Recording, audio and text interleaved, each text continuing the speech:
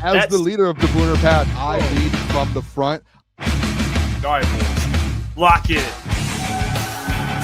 It's our core foundation, man. Grit. I'm fired up.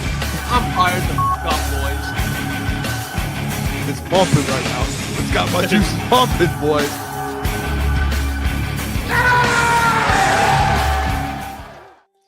Welcome to Crunch Time Sports with Jeff and Booner. It's Monday, September 29th. It's Victory Monday. Lions beat the Browns. You know what? I'll never take Victory Mondays for granted, Booner. Never. We had 15 of them last year. Or 15 victory whatever. Tuesdays, Fridays, Mondays. This year, Lions are 3-1. The Lions now are in control of the NFC. Well, not complete control, but they're in the lead in the NFC North. After last night's game where the Packers tied with the Cowboys 40-40. 40-40 tie. Which, how many times do you see that? You never see ties. 40-40 is an insane one, but you never see tie. That's the first time that score is ever. It's a scoregami. Congratulations, scoregami. Well, I'd see that. I didn't know it was a scoregami. I said this morning, I don't think I can't remember the last time I've seen that high of a game. That's high score of a game tie. Usually, if you're scoring that much in a game, someone wins. Yeah. No, first of all, happy Victory Monday, Jeff. Victory. Do you guys ever see Entourage? I have to. I started. Anyone in the chat familiar with Johnny Drama? Victory.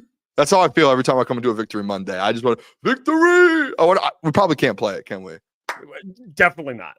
Okay, it's HBO, so HBO probably will get us pretty quick. Yeah, just start playing Entourage. Right, honestly.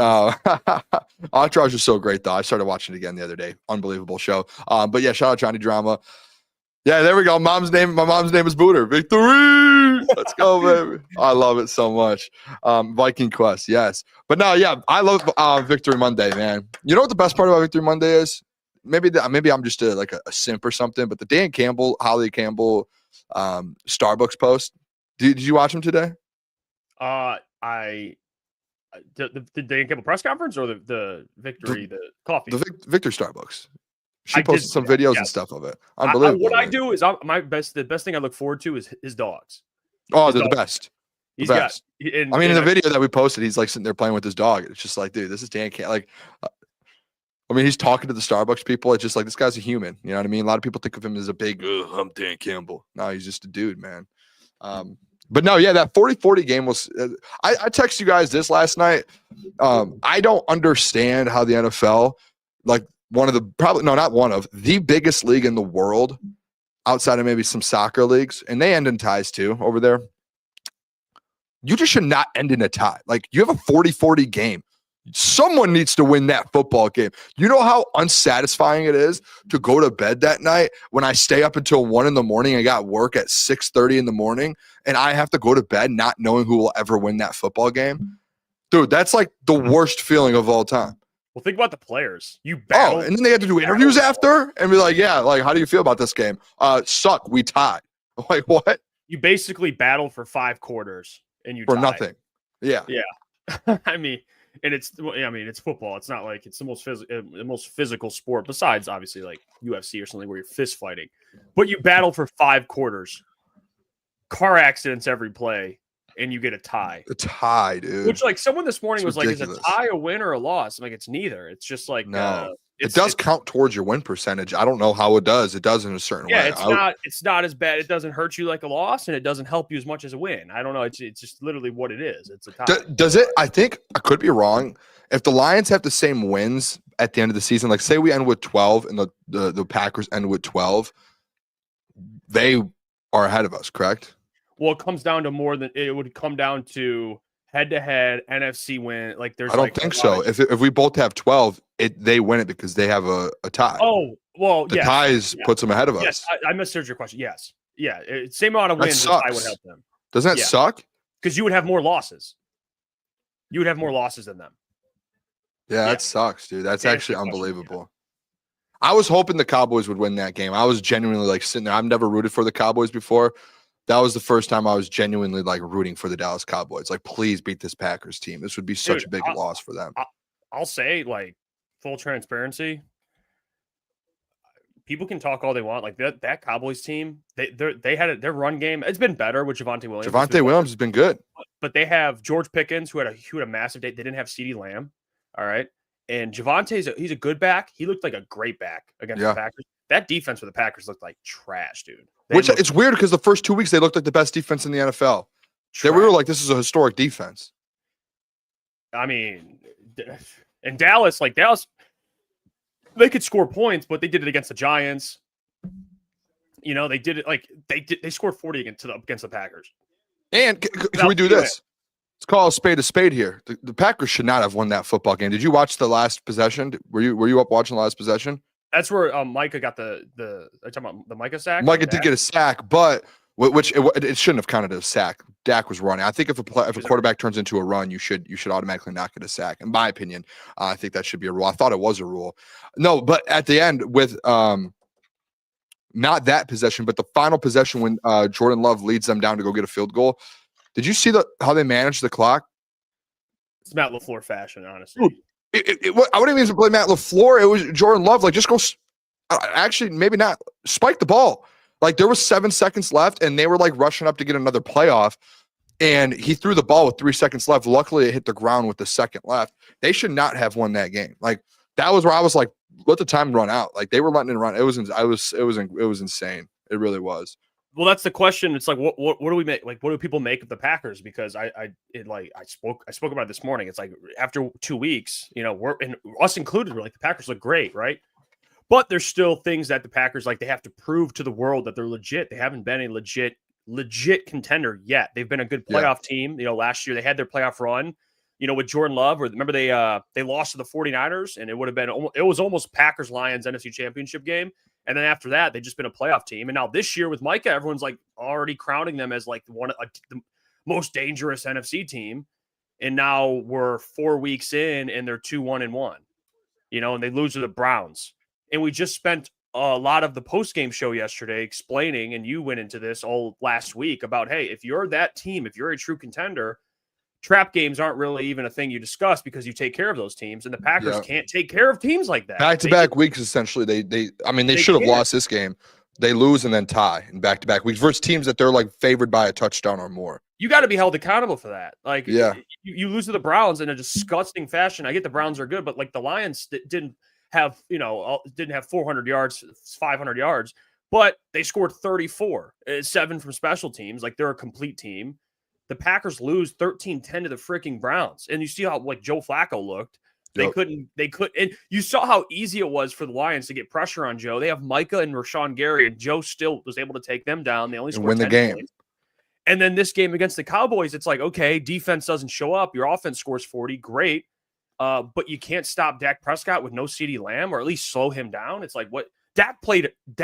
He was amazing. He played lights out. This was right before the season. I was like, and you were on the same thing with me. That's why I was like, if this Dallas team before the season, when we had this conversation, when they had Micah, and if they had a healthy CeeDee Lamb, it's a good football team. It is. I'll be the one to say it. If people don't want to be honest about it, they almost beat the Eagles week 1, which if you watch that game as well, they should have beat the Eagles. The Eagles better team. They know how to finish games. They do it. And then this game versus the Packers, there's a chance like you fix or switch 1 or 2 plays in the Packers and the Eagles games, and the Cowboys are sitting there at 3-1, and they haven't went over the Eagles and the Packers. So it's like they're not as bad, I think, as people keep putting them to be.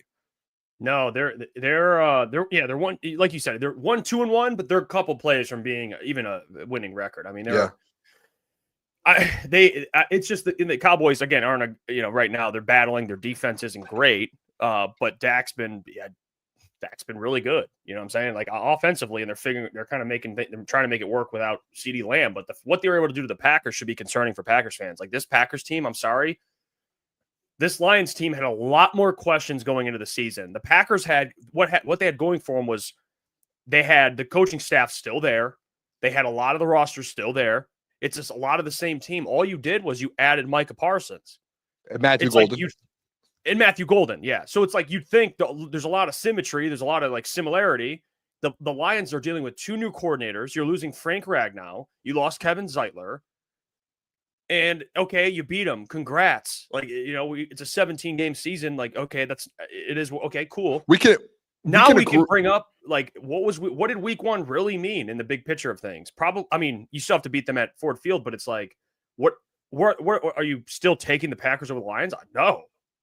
I think we could all agree that the week 1 victory, yeah, obviously they dominated the Lions, but the Lions were still trying to figure things out. That was the first full game for this offense and defense with new coordinators. Again, we don't want to use use as an excuse. Like it's kind of a fact, right? And you're on the road in Green Bay. If they would have had, let's say, you switched the Browns game to week 1 and you switched, and put the Packers game in week 4, Lions are probably sitting at 4-0 because they're probably beating the Green Bay Packers in week 4, right? Like in my opinion, like it's that kind of narrow of a thing to where it's just like, hey, caught us at a bad time because the Lions were kind of figuring this thing out week 1 already. Like Terrell said in the chat, like that was kind of a preseason game.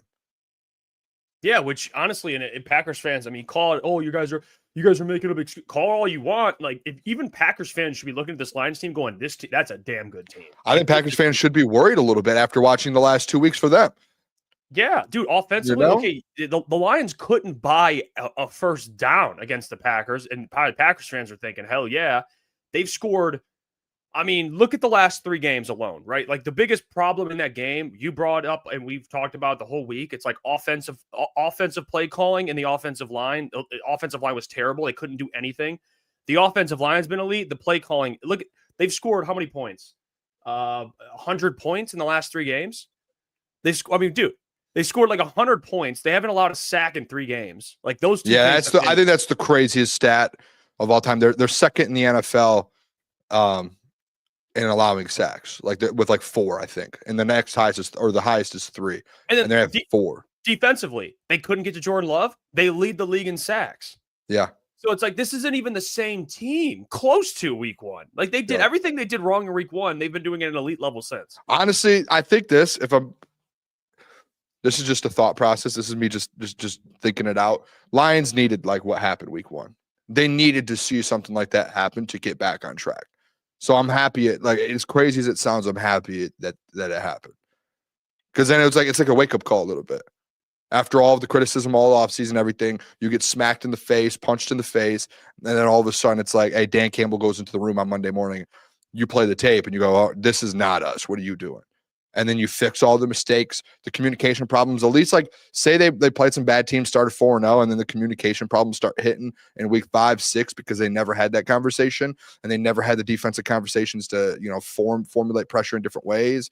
And then you're having that later on in the season instead of early on. I think it happened at a perfect time in week 1. Now you can figure this thing out. Yeah, I agree. I think the Lions are. If this is a week-to-week league, we do it all the time. Like tomorrow, we'll do our power rankings. To me, there's only 3 NFC teams.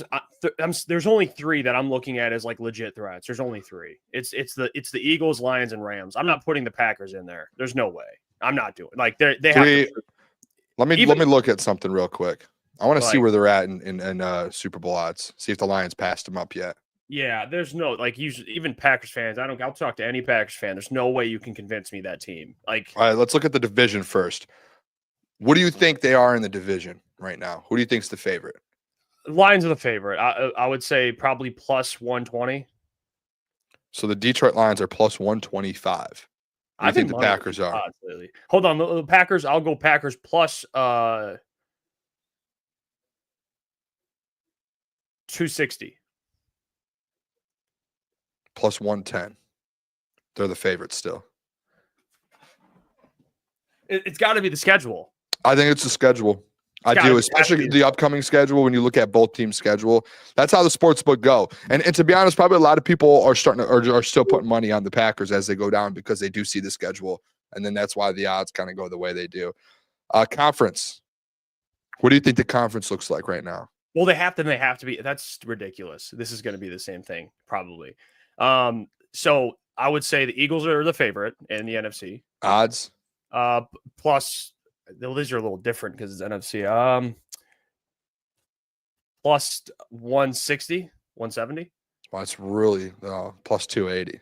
Plus 2. Okay, 2. Okay, so we're starting at 280. Yeah. And then I'll say the second would be the Packers. I mean, it has to be, right? Yeah. Do you have odds or plus 350 plus 450. 450. And then Lions? Yep, Lions. Plus 580? 500. on the dot. 500. And then the next one's the Rams at plus 700. So okay, but okay, I'll give you the schedule, but they haven't. You are right though. There's only 4 teams that in like realistically that you're like, hey, that team can win the Super Bowl in the NFC. And I just don't think the Packers are a team that can win the Super Bowl. I'm sorry, I just don't. I mean, wow. Just the Super Bowl odds, dude. Schedule. What does that mean about what is it? How does it? What do you think? Who's for? Can we do? Do you want to do Super Bowl odds or no? Because the Super Bowl ones, it's actually there's wild differences here. Well, do the Super Bowl. We could just do NFC Super Bowl. You want to do every AFC? Well, I mean, the leaders in the AFC. The Bills. The Bills are plus 430 to win the Super Bowl. They're the odds-on favorite. And then it obviously goes to same order as the NFC. Eagles are plus 550. The Packers, it goes from 550. The Packers are all the way down at plus 900. So it goes from 430, 550 to 900. And the Lions are only just a little bit behind plus 900 at plus 1,000. And then after that, it goes Ravens at plus 1,000, Chiefs at plus 1,000. Yeah, it goes Lions, Ravens, and Chiefs had the same exact odds. That's the after. It goes Bills, Eagles, Packers, and then the next exact odds is Lions, Ravens, Chiefs. And then Rams is there, Chargers, 49ers. So what that tells me is they think the Packers are they're more betting on them in a regular season to win the conference or to win the division because they're scheduled. But when we're talking about winning a Super Bowl, they bring the Lions closer because of the talent. Probably they're like, well, yeah, it's different. Like, yeah, you see the schedule, you're like, okay, but if you're like in the whether you're not or you get a bye or not, right? Whether you get a bye or not, you still are like, hey, this Lions team can go in there and win, and go on the road and win games. They're that good, which is fair. I wonder. They don't have those up. Never mind. Big pieces. I feel like Detroit is playing better than Philly right now. I mean, they're winning in a more dominant fashion than Philly. Yep, for sure. I mean, they look. The week one is like after week one. I know you can't do this, but week one, if you just look at the last 3 games, they look like the best team in football. Like they've dominated. I don't care that they beat the Bears and the Browns. Like they're dominating. Teams are supposed to dominate. Like that looks like a very, very, and they beat the Ravens. Like who is up there in Super Bowl odds? Like they look like a very scary team, dude. They do. They can I just say something? This is so off topic, but I was just I was trying to look at different odds of different things for this NFL. The NFL draft popped up there. Who do you? This is off topic. I'm sorry. Who do you think is the odds-on favorite to win or to go number 1 overall in the draft this year? Dante Moore. No, he is 6. He's so good, by the way. Plus 9. You should put the bet in plus 1,900. He's 6. He's gonna be so. You'll never. It's a quarterback, but I don't know if you'll ever guess it. Lenoris. He's 2nd. I'll tell you, it's a Big Ten school. Big Ten school. Oh, Drew. No. Drew's not even in the top 6. That by the way, that's correct. But I'm trying to think of like what other I'm missing somebody. I did not know this kid was playing this good to get even in this conversation. Is it Indiana's quarterback? Yes. Yeah. I had no clue. Fernando Mendoza. I did not realize he's having the year he's having. Mendoza. He already has 1,200 yards and 16 touchdowns. When he was at Cal last year, he had 3,000 yards in the season and 16 touchdowns last year. He already has almost the same numbers through 4 weeks, 5 weeks. He has the same amount of touchdowns. I did not know that he was looked at as like a first-round pick.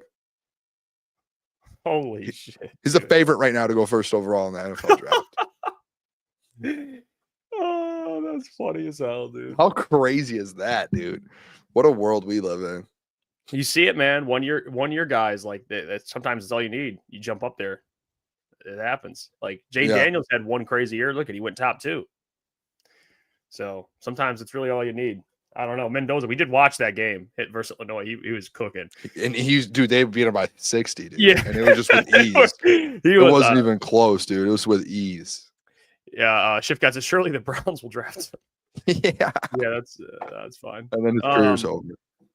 I do also have an update here from Dan Campbell about Alim McNeill. That was positive. And he also is huge. He did talk about DJ Reed and Terrion. We'll play those clips as well. I want to start with the Alim because it's the big one. Obviously, DJ Reed's big too, but I'm happy. I'm happy we're getting closer to having Alim back. I'm so fired up about it. So here's Dan Campbell speaking about Alim McNeel and what that means for the Lions when he can come back. Let's take a listen to Dan Campbell on that. We're close on Mac. There's a good chance we may start Mac's clock this week. So that's good. We want to make sure that we check all those boxes before we say that that's what we're going to do for sure. But it's trending the right way. Max, he's about ready to go. And I think he's tired of training. He's trained all he can train. He's done everything he can do. He just needs football. So he's done an unbelievable job, and those guys, Fish and Mike Clark and all of them, the whole crew have done an unbelievable job. And obviously the work he's put into it has been, it's been pretty special. We're close on Mac. There you go. Big Mac. Alim McNeel. Call him Big Mac.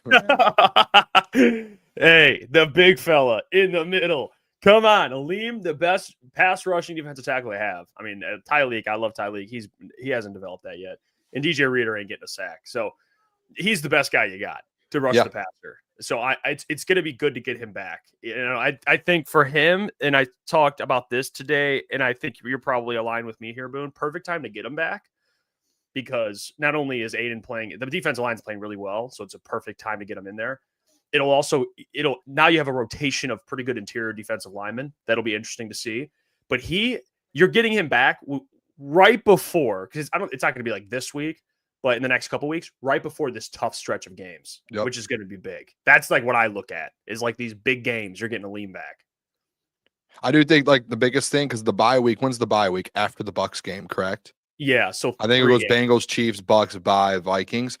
I think and I saw someone tweet it out today, and I don't remember who it was, so I apologize for not crediting. And if you watch this, if you're in there, go ahead, throw it in there. But I saw someone tweet out, and they made a good point. They're like, after the bye, because the bye, when you get off the bye, it's the Vikings game. If you get through these next 3 games, let's say go 2-1, once you get off that bye, that's a 4-week span. You're looking at, hopefully, no matter what, Alim McNeil's back plan, carry on in the next 2 weeks. Obviously this week he could be out, and the next week you have, TA comes back, and then in 3 or 4 weeks you're hoping that, let's say they put DJ Reed on IR. That's a 4-week span.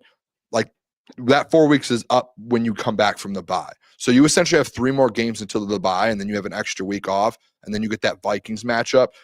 By the time that Vikings matchup comes around, this defense could be at just full tilt. Like, obviously, knock on wood, no one gets hurt in the next 3 weeks. But then you get DJ Reed back, you get Alim McNeel back, you get Terrion Arnold back, and this defense is now full go. Like, you no longer, maybe Marcus Davenport even at that point, he would be off IR because his, IR is 4. And they actually said in the locker room the other day, some of the reporters tweeted out and said he no longer has a sling on already. So obviously, you could potentially you can even get him back before the bye week.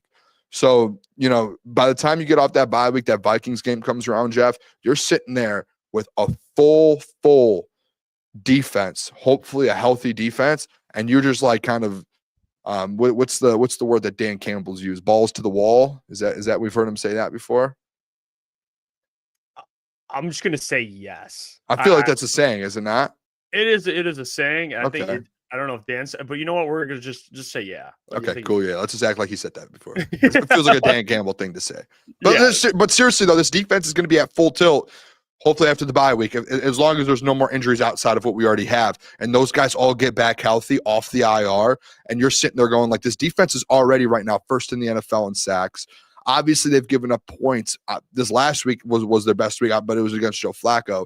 But if they just keep building and building and building, and Shep's getting good, man, at like disguising pressure, disguising coverages. Like he's getting good at knowing when to send, pressure. He's starting to figure this thing out, and it's only week 4 for him. So by the time you get people back, and then he's going to be in week 7, week 8, man, you're going to be in a good spot. This defense is going to be really good. Yeah, I'm pumped to lean back. That defensive line is going to be scary, Jeff. That interior, especially with Roy Lopez. Roy Lopez has been good. Roy Lopez, he's playing snaps. He's probably that would be the guy he probably plays. He'll be playing, but you can put Tyreek at nose tackle. Tyreek can play 3-tech nose tackle. Like you can put in situations Tyreek and Alim next to each other. Like they can play together too. That would be that's probably what the future holds, those two playing together. So it'll be nice. And, it's going to take some time for him to get fully back. But then by the time you get to that Packers rematch, like you said, you're going to... Even another name that we haven't heard about? It's through week 4 now. You know else who we could get back soon? Josh Paschal. That's the one. You know what? I'm going to text the doc right now and just say, hey, next time you speak with any media, can you please ask about him? I don't know what's going on with Josh. I don't know. I have no idea. What's going on with him. That's the one guy I don't know. They haven't asked about him. They haven't said anything about him. I just text the doc. I would love for someone to bring that up. They haven't even really put out like an update and even if you look him up, it's like an undisclosed. It's not even listed. He's injured with something. It's like, and a lot of people too right now, like in the chat, are saying like, can Josh Paschal even like Greta Bowen, can he actually contribute? Josh last year wasn't terrible. He was good in the run game, and obviously he's not like the greatest pass rusher in the world. But last year he was like your starting edge essentially. You don't need him to do that anymore. You just need Josh Paschal to be a rotational piece. That's all it is. That's it. And he's like, if for a man that started for you for 17 games essentially, or 15 game, whatever it was, to have him just kind of on your bench coming in and out, that feels like that's a good piece to have, especially without a Davenport. If you're able to kind of, get him in there with Davenport and as well as AQM, and you're able to put him inside if you need to, like, man, you're getting flexible there a little bit. Hey, real quick, Weezy D, appreciate the $2. We forgot to read this earlier. It says, is Dak better than Hurts, Boone? He gets yards. Well, Dak was like 0 for 6 and 0 yards in the second half when the Rams or who was it that came back first time this week? Like, what do you mean? Who they just played? They almost lost. Or are you talking about Hurts? I'm talking about Hurts. Yeah, they just played the Bucs. Yeah, the Bucs almost had a second half comeback, and Dak was like, we obviously were doing our game, so we didn't get to watch it. But he was like 0 for 6 in the second half. It's like 0 yards from a tweet that I saw. I don't know if it's true, but I saw a tweet that said Dak had 0 yards or Hurts had 0 yards in the second half. My bad. And the Bucs almost came back on that. So I don't know. It's interesting to me that man's like 0 for 6 in the second half, 0 yards, and the Bucs almost win the game. It's just a really fun fact. And I think that just proves, Jeff, on its own that like everyone else around him, he's just on a really good football team. Yeah, he's 0 Oh, there it is. 0 for 8. Sorry, not 0 for 6. 0 for 8. AJ Brown was, but he's elite though. He's elite though, right? He's elite. You would never see an elite quarterback go 0 for 8.5. Never.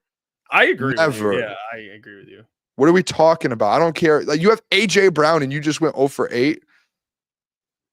What are you doing? Jared Goff ever go 0 for 8? No. Yeah, if he did, people would absolutely shred him. I don't want to hear that either.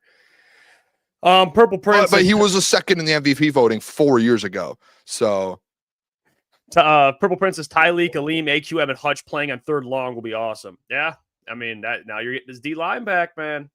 And even that. Let's just not talk about the D line. Let's talk about that front seven. The way that front seven's playing, the linebackers. That's a really good front seven. You get Davenport back. He's good depth. Like, I like it. What is this? Not the worst thing in the world. What? Eric Taylor Boone. Doc says you're big time and won't answer DM on X. Should I expose our DMs, me and Doc's? Because I just looked at it. He hasn't DM'd me since August 20th. Did he ask you something? You didn't respond to it? August 20th, he sent me my video of me posting about the Michigan National Championship. And that was it. He just sent it because he wanted me to play it on the show because he came on the show. I think the Doc just straight up lies sometimes. I mean, he's on his show being like, Booner doesn't answer my DMs on X. He's never messaged me on X. Yeah, well, that's our guy. But hey, before we get to DJ Reed, I got to tell you about our friends over at Comer and Cross. So allow me to do that. And Comer and Cross, I'm telling you, they'll always answer you back. It's not like Hollywood Boone, like I'm not Hollywood. They'll answer you back, and they'll take care of you, even if you're sick and tired of staring at your cracked stained garage floor. You call Comer and Cross 248-834-3488, and they'll transform your patio, your pool deck, your basement, even your driveway. they'll move the stuff out for you as well. They take care of their customers, always, guaranteed. Why wait? With 12 months same as cash or $500 off, why wait? Call it 248-834-3488, or you can book your free estimate at comercross.com. Tell them your friends over at Crunch Time Sports sent you. All right, Dan Campbell gave an update on DJ Reed. Let's take a listen to what he had to say about the injured corner. Jay, I know we asked about the injury yesterday. What does it say about him? You know, he pulled his hammy, and he's still fighting to make that tackle. I mean, just kind of the freak he showed on that play. It's the way he's wired. You know, that's the type of guy he is. I mean, and that's look, you can see the type of player on the tape. You know, you have a pretty good idea of what he's made of. You do enough leg work, but then just his style of play, when you watch him play, you know that he's a great fit for us. And that just shows everything you need to know. Like that to him is more important than his own body, is making a play for his teammates. He doesn't want to let the guys down. He needs to make a play, and he, and something comes of that. So I know you're already going to ask. He's going to be down for a while, but the good news is this is not a season ender. We will get him back, it looks like. So that's the good news. He's a stud. Mentioned DJ. There you go. DJ Reed. Yeah, look, I'll tell you one thing. The best news you could have gotten is it's not season ending. That's the best news, because when he got carted off, no one knew what it was. And whenever a player gets carted off, it usually is pretty bad. The fact that it's not season ending, and I'm not a doctor, I don't know like recovery time or anything like that, but you're going to get the guy back at some point. You'll take that. Yeah. And I'll in a little bit we'll play the Terran Arnold clip, and then we'll talk about what we kind of expect from the secondary, because I kind of talked about it this morning what I expect. But happy DJ Reed's coming back at some point, man. He was playing some great football. So I mean, that one sucks, and he's been pretty reliable. He hasn't been an injured player ever. Like it's kind of a freak incident. I mean, he pulled his hamstring. So yeah, and he was just it just happens. There's nothing really to prevent that, I guess, unless you're, I don't know. That just felt like it was a tough one for him. You feel so bad too, because DJ Reed was. He's like, he is a gritty dude. Like, he's like a perfect fit for this Lions team. And it sucks that he's going to be down for a few weeks. I don't know how long. Obviously not for the season. I wonder, Jeff, it's going to be like a 5, 6, 7 week thing. And it's like, we don't get him back until the end of the season. So how bad that is, I guess we'll find out. I'm sure at some point this week, by the end of the week, he'll get thrown on IR if it is that a longer term, like Dan said. But then they got to start making moves, right? You got to figure something out, especially this week. You're going into this week. You're going up against T. Higgins and Jamar Chase, and you do not have Terrion, or you potentially don't have Terrion or DJ Reed. So now it's like Rock Ya-Sin, Avonte Maddox. You might have to go sign someone in the next couple of days here and get brought in and play on short notice, or make a trade. I don't know. Like, you're going to have to make some type of move, but it's going to be that is a brutal loss. Now, the important thing is, and I know people are already talking about it, it's whether or not he goes on IR, because it's 4 games. Yeah. I don't know what that's going to do. He isn't on IR yet. So that could be positive news. I mean, this is someone you could get back like mid-season, like Nick P. I guarantee it's a partial tear of the hamstring. Grade 2 will be out 4 to 6 weeks. Could go 8 at max. Like, yeah, that's probably like a fine rough estimate. I don't know. Yeah. It basically, you'll have him back stretch of games before the playoffs, which is, I'm sure we'll know by the end of this week. I'm sure by, what do they do? By Friday, they kind of do, on Friday, they do the report where they put out who's in and out for the game, who's questionable, who's doubtful. I bet you by Friday, they'll have him in IR or not. And if he's not on IR, I would say by Friday, then it might be a shorter term thing. Yep. Yeah, exactly. And he talked about Terran Arnold's injury. It looked like a shoulder injury. And you could tell he got helped off the field. Yeah. Yeah. Dan also gave an update on TA. So let's take a listen to that. Any further update on TA? Yeah, I mean, I don't know. I don't think this is a huge thing, but the question is he going to be ready for this week? That would be really the question, So, and if it's not this week, he should be back by next week for sure. Any further? See that? Another positive. Yeah, the TA one's not long term. Yeah, he'll probably miss this week. He ain't going to play this week, probably. I mean, it would be a miracle. He could, but you'll probably have him back like for that Chiefs game at the minimum, which is good. It's like a 1 to 2 week thing before he comes back.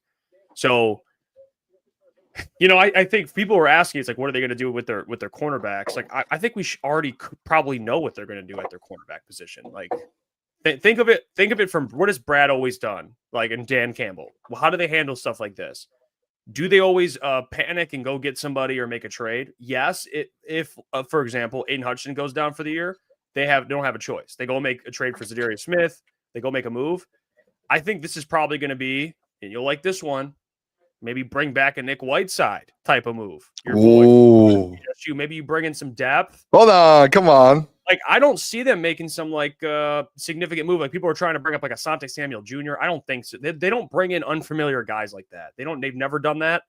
They're probably going to just stick with guys they're familiar with. They're probably just going to have Amik Robertson on the outside, Rocky Sin on the outside, and then at nickel, which they don't use nickel a lot, they'll probably either have Brian Branch drop down the nickel and have Kirby as a single high, or they'll have a Maddox at nickel, and he'll play nickel when they need him to. That's how I think it'll happen.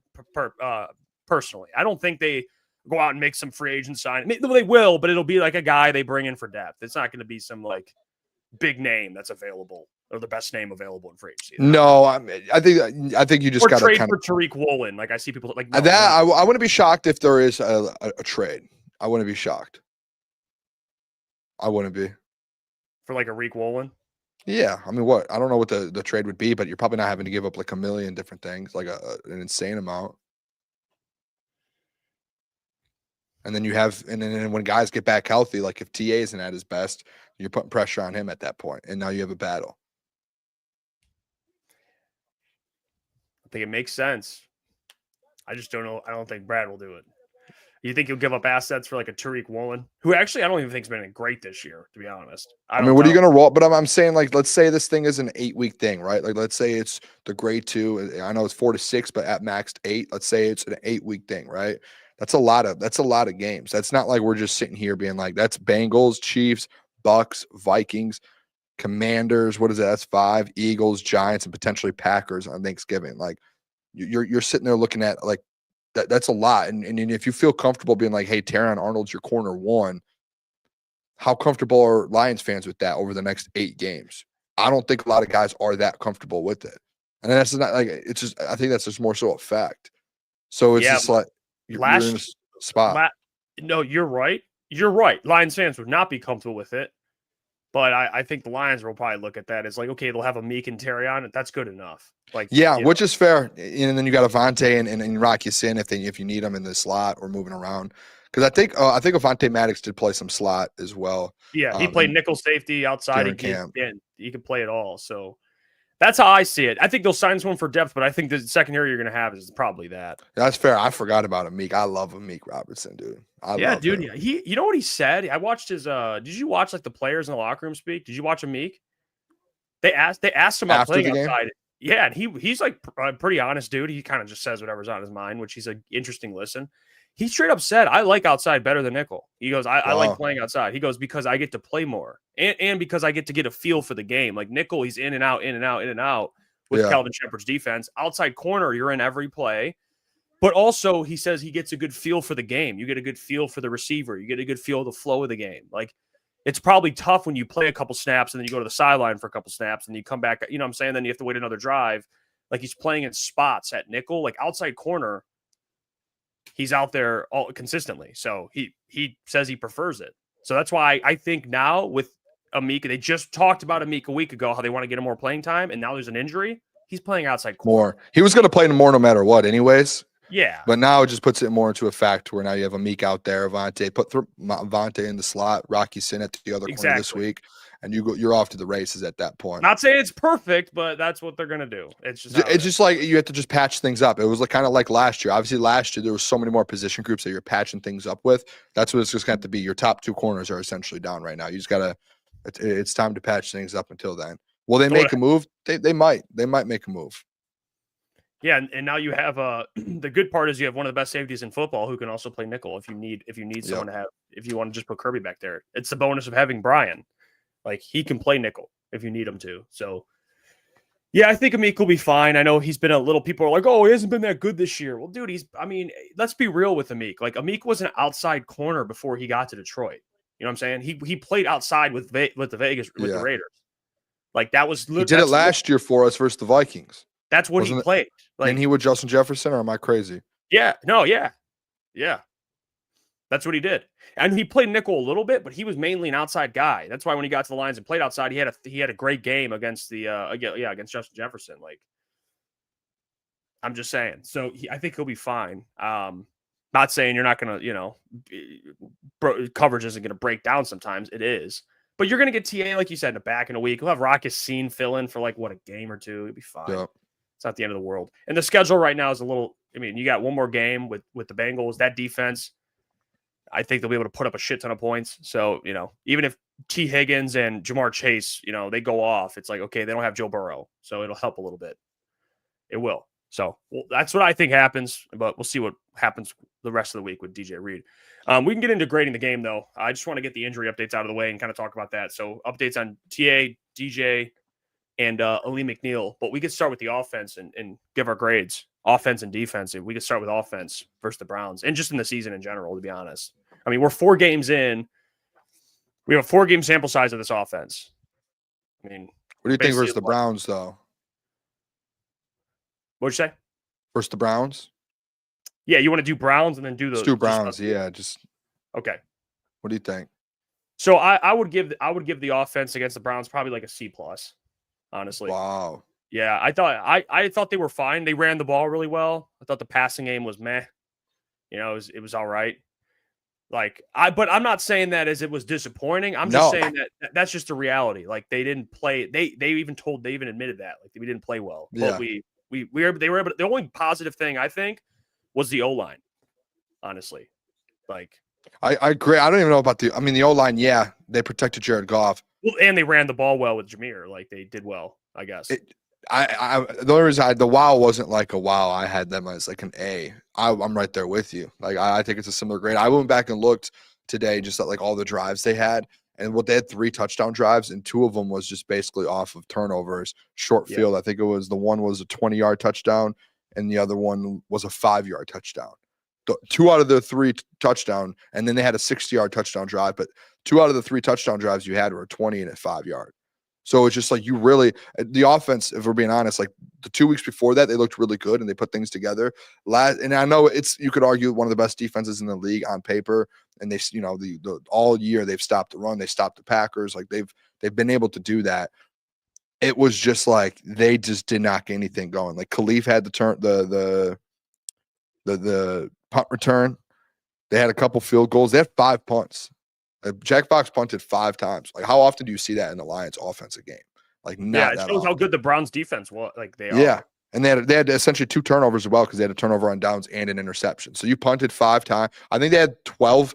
Take away the end of game, final possession of the game with Kyle Allen and them. They had 12 possessions. 7 of the 12 were essentially punting or turnovers. That's not good. And then 2 of them are field goals. So 7, 9 of the 12 possessions the offense had, they only scored 6 points.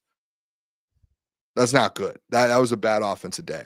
And I think Dan said in his post game when he talked to the team, he was just like, "Hey, this is enjoy this win, but there was a lot of things that we got to work on." He was like, "I'm not going to ruin your guys' Sunday, but this was we were not great." Yeah, and you're gonna win games that are not your best performance on offense. It doesn't mean the world's falling. People are going to be like, "How dare you guys?" C+ is fine. I mean, they won. The fact that they won not playing great on offense, I think speaks volumes to how good the team is, and they won. So, yeah, I'm not going to say, I think the only positive thing would be Amon-Ra obviously catching 2 touchdown passes, but to your point, Jared Goff, 16 of 27, $160. Yeah. It's he didn't have I'm not saying he was bad, but it was just it's fine. I think it is positive. It's a positive note. I think one of the craziest things that this Lions team, they were that bad offensively, and it didn't feel that crazy in the moment. Jared Goff still, 2 or 3 touchdowns or 2 touchdowns to Amon-Ra. The fact that they had that bad of an offensive day and still won by 30 points is crazy. Yeah, insane. The fact that you're able to look at that and be like, "Oh, yeah, that's a contending team." A contending team that has that bad of an offensive day and blows a team out in the NFL. This isn't like college football where you're playing an FCS opponent and you can have a bad offensive day and still win by 40. It's like the NFL. It's It's like still this, like great players. question by appropriate. Did the offense play better? Or is the defense just that good? I think it's both. I think the Browns defense is really good. And that's why it's like, that's why no one's panicking. No one should be like saying anything in a panic way or saying like, oh, I'm worried. No one's panicking. But JMO had how many drops? I mean, like they missed opportunities. It happens. Like Demont, he didn't run the ball. They weren't able to run the ball with Dave Montgomery. Demont did not have a great day. They had the miscommunication to JMO resulted in an interception. Like you said, they scored on turnovers, which was great. But like, let's not act like the offense was like. I mean, we gotta be realistic here. I mean, they weren't good. Dude, they had good. They had 3 touchdown drives for a total of less than 90 yards in those 3 touchdown drives. It's fine. It's fine. Like they were faced a really good defense. Like both things can be true. Is that fair? Both things can be true. They faced a really good defense. They didn't have their best day. All right. They both could be fair. The Lions defense was a team that really stood out. Now, what grade would you give that defense against that offense? Now, here's the thing. Let's be are we going to do this? Are we going to say, do you have to knock the grade down for the Lions because the Browns offense is that bad? No. I think you still give this Lions defense an A. Yeah, no, I agree with you. They dominated up front. The secondary had two turnovers in the secondary. You had a forced fumble. Honestly, the defense just all game long kept your offense in this game. The fact you got your touchdowns essentially off those turnovers on short fields, while like your offense was struggling, and what did the defense do? They stepped up, gave the offense short field on a consistent basis, kept putting them in positions to be, to go down there to get a 5-yard touchdown. Like that's incredible. Like what 20-yard touchdown? That's incredible. There was another time the Kirby touchdown or the Kirby interception, and then the Lions offense didn't get it. They just got a field goal off it. They didn't get a touchdown. But I would give this defense probably an A-. Oh yeah, you got to give them an A. They were great. They got after Joe Flacco. They turned him over. The passing game, they were disrupting the passing plays. I mean, they did pretty much everything at a very high level. There's really nothing to point out. The only thing they brought up the only thing they feel like they need to do better is start the first drive. Like Aiden Hutchinson talked about that. They just want to set the tone earlier. That's it. They can't figure out this first drive, this defense. That's literally the only thing you can say. Like, it's like, okay, maybe we want to get off to a better start, but that's it. Like, they were great yesterday. They were elite. The defense was great. Oh my gosh, dude. I could be wrong. I think Tyreek Hill just broke his leg.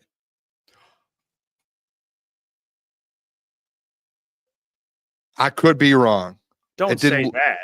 I could be wrong. His leg did not look good. It looked in a really bad, like it looked nasty. That looked really gross. His foot was like here's his leg. Like, here's your foot. Here it is. His foot was like over, like they did not look good. Like it looked really gross. I looked over and I was like, is that? And like while his leg is broken, Tua is doing like a first down celebration. And he had no clue. I could be, dude, I'm pretty sure he just snapped his leg like completely. That's tough, dude. Poor Tua, man. That looked gross. I hate seeing stuff like that. No, that. Oh, it was like, I got a picture of it. I just saw. It was like the opposite way it's supposed to be. Oh, that looks like his ankle. Something doesn't look good. He's out for the year probably. There's no way you come back. And I have him on fantasy. Well, that's actually probably a fucked up thing to say, but no, he's out for the year. That was like a Hutch injury. That was tough. I just looked up and he was. Dude, I feel bad for Tyreek. That's brutal. Oh my, yeah, I just saw it. Oh god. Stephen Shea, our guy Stephen Shea tweeted out and said, "Oh my god, Tyreek Hill leg is going the wrong way." Like, yeah, dude, that's funny. The leg isn't funny. The tweet was like, "Yeah, it is going the wrong way." Want to clear that one off. That's terrible. I hate that stuff. That's the worst, dude. Poor dude, man. Because that's tough. On a tackle too. Oh my gosh. Oh, that did not look good. That looked so bad. I hate those injuries, dude. What's going on with these wide receivers? I mean, Malik Neighbors tears his ACL. Tyreek. That looked like a brutal injury. Out for the year. You would have to, right? There's no way he comes back this year from that, right? Or no? No. What a crazy career for him, man. All those Super Bowls in KC, goes to Miami. They can't figure out how to win, and now this happens to him. He's never been the same since he left the Chiefs, man. I mean, he had put up some great years in Miami, but in terms of like winning, like he hasn't been able to do anything. It's terrible.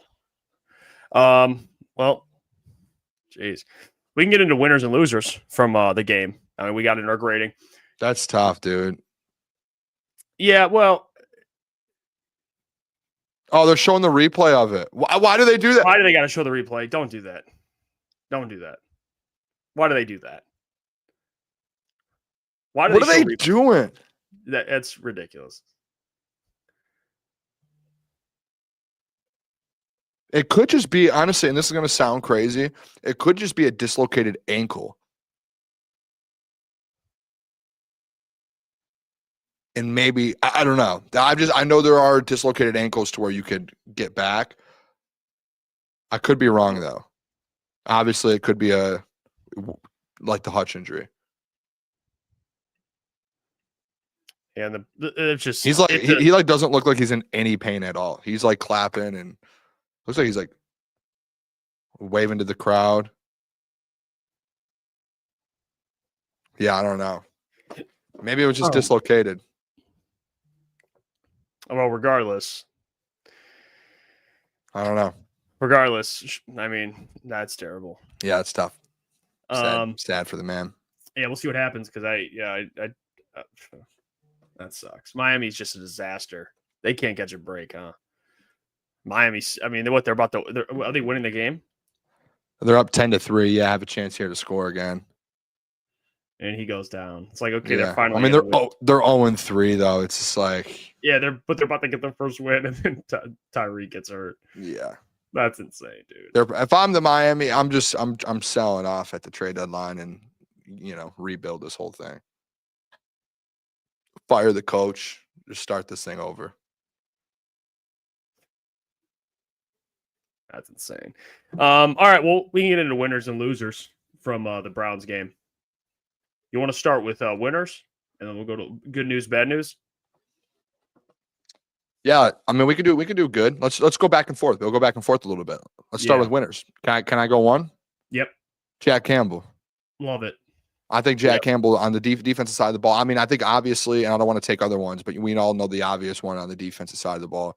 But Jack Campbell's a guy who's just, I know people are like, well, Booner, you talked about him all off season. You're pumping him up. No, it's just he's genuinely the last 2 weeks. I think today, on yesterday, I believe he had another double-digit tackle day, and he was flying around everywhere. Yeah, he had 7 solos, 11 total. He was flying around everywhere. Jack, he's changed his defense, in my opinion, to like, we know what Anzo has been. He's starting to get to that point to where he's kind of going past the Anzo ceiling. Does that make sense? Like, remember, like Anzo, we always knew like he was consistent. We were going to get from Anzo for every single game. To me, Jack has finally eclipsed what Alex Anzalone was over the 2 years, and the talent wise and what he can do on the field. And I know there's still the coverage stuff, but I'm not going to say like he's been terrible in coverage. We've seen him out there, making plays and guarding guys. And I just think the run game and as well as pass rush, he's elite. He's the best at what he does, in my opinion. And the last 2 weeks you got to see it full display, and then this last game you got to see it full display as well. So I think Jack Campbell is going to continue to be a winner week after week now. Yeah, I agree with you. I think Jack Campbell's. I mean, he's going to have a career year. I mean, he's been really good. I think Calvin Shepard being the defensive coordinator helps him too. I mean, his defensive coordinator, who he communicates with, was his linebacker coach. So think about that. Like everything that Calvin wants from him, they've already worked together. They have a tight relationship. And Jack is, I think, taking the next step in his career in terms of just the game slowing down for him. It's the game slowing down. He looks more patient. And he's already a tackling machine, but he's doing a lot of other things really well. He's the first one to the ball every single time. That's what he does. So Jack Campbell's definitely a winner, and he's someone that he's Iron Man, dude. I mean, he gets his lip cut open, and he goes back out on the field. Like, he's just an absolute beast. So Jack Campbell, definitely a winner. I would say a massive winner, and I'm talking about his pockets. Aiden Hutchinson. Dude, can I say this, dude? I'm sorry. We gotta just be real. He's getting 50. Yeah. Like we got to stop dancing around it. Like the guys he should be, honestly, like the fact that if I'm Aiden, I'm going up to Brian Branch after the game. Come over, man. You know, you just costed me by that stupid ass penalty, another sack and a forced fumble. So he actually had yesterday 3 sacks and 2 forced fumbles. That's insane. One of the best games by a defensive end in probably the last couple of years. I mean, I'm trying to think. His 4.5 sack game was easily up there too. That 3 sacks in 2 forced fumbles is insane. That's insane. So I think for Aiden, he's definitely a winner. He's going to get 50. Sorry, guys. I don't make the rules. It's just how it is. The guy has 4 sacks, 2 forced fumbles. He's on pace to have close to 20 sacks this year, and he has a matchup against the Bengals. So you think he's going to dominate that game? Probably. It's actually crazy that Hutch, what he did last week, like, he just continues to have those weeks. That's isn't that his? No, never mind. I thought that's his second 2-sack game of the year, but I think he almost had another one before. But it's just nuts to me. Yeah, well, he has had 1 sack, 2 sacks, almost 3 sacks. He's favored to win Defensive Player of the Year already. Yep, tied with only 2 others, and I think the 2 others he's tied with are going to be the only ones left when it's all said and done, and he's going to be on the team, I think, unless the Packers, but he'll have a lot of wins. He'll have a lot of impact. And here's the thing with Micah. Micah has Rashawn Gary. Rashawn Gary has like 4 sacks. Rashawn Gary, I think, has 4.5. Micah has 1.5, I believe, right now. Yeah. So in terms of sacks. Oh, 2.5. Sorry. Yesterday would be 2.5. Aiden, he gets all the sacks. Like, yeah, he gets all of them on the lines. Like, he's going to have 17, 18 sacks this year. Miles will be up there, but the Browns are going to suck so bad. And I just think Aiden will get, especially if he's impacting winning, you should give him the nod. So, and oh my God, if he wins Defensive Player of the Year, it's like just cut. You got to pay him at that point, because that's all we were saying was, hey, like the reason some of these guys do get paid that much is because they've already been all pros and they've already have a Defensive Player of the Year under their belt, you know, all of that. And it's like, hey, Hutch, can he do that? Yeah, we know he can, but he hasn't done it yet. If he does it this year and he doesn't get paid, and this was like hey, Hutch, do you want to wait this thing out if you're his agent? And he's like, yeah, I'll go out there and, you know, I'll go out there and prove it. I am interested to see if it's like, remember last year with Alim, everyone was talking about the Alim contract heading into last year, and they get it done in like October or November-ish. And then he obviously gets hurt like in the next, you know, couple games or whatever it was. I can't remember the whole timeline. I wonder if that's something with Hutch, if you know, Brad realizes that like week 9 and week 10 is like, okay, let's just get this done. What do you guys want? It's better for us to do 50 now than to have to wait and then end the summer we have to do 55, you know?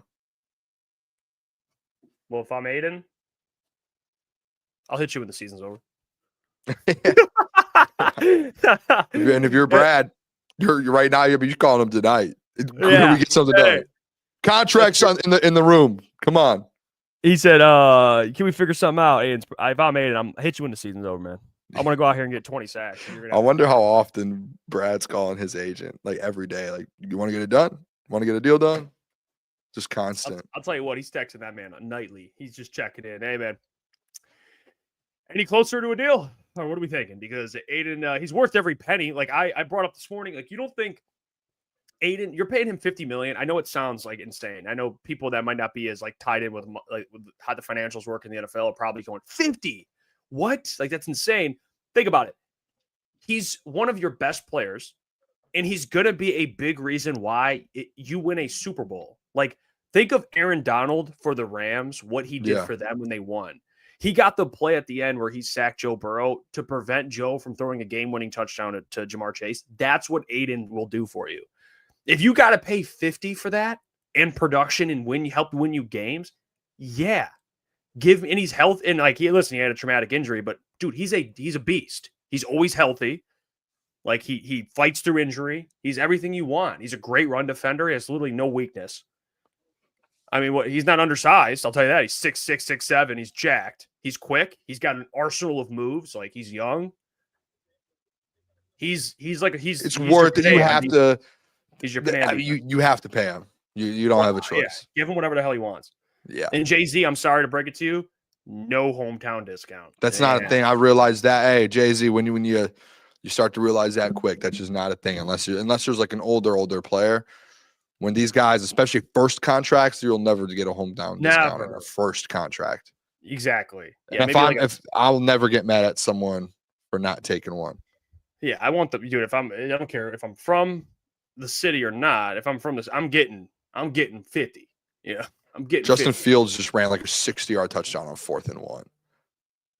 I almost threw money on him to get a touchdown. I did. I took 2 touchdown scores tonight. Him and Cortland Sutton. Great bet. It was plus 200. I just didn't think the Jets would score really anything. I was nervous, but I said if they score, it's going to be him, Justin Fields. That always is. I also took Troy Franklin 50 yards today, plus 116. It's like one catch, right? Yeah, that's fair. You can do that. Thanks. Appreciate What it. you got? Any other winners? I think Amon Ra offensively. This guy just continues to just dominate. It's something. It's actually incredible, to be honest. Where it's like these guys, like there are really good players in the league. Jamar Chase, obviously consistent, but there are still guys that are like very good. Where you feel like they're gonna have a down game here or there. He just doesn't have one.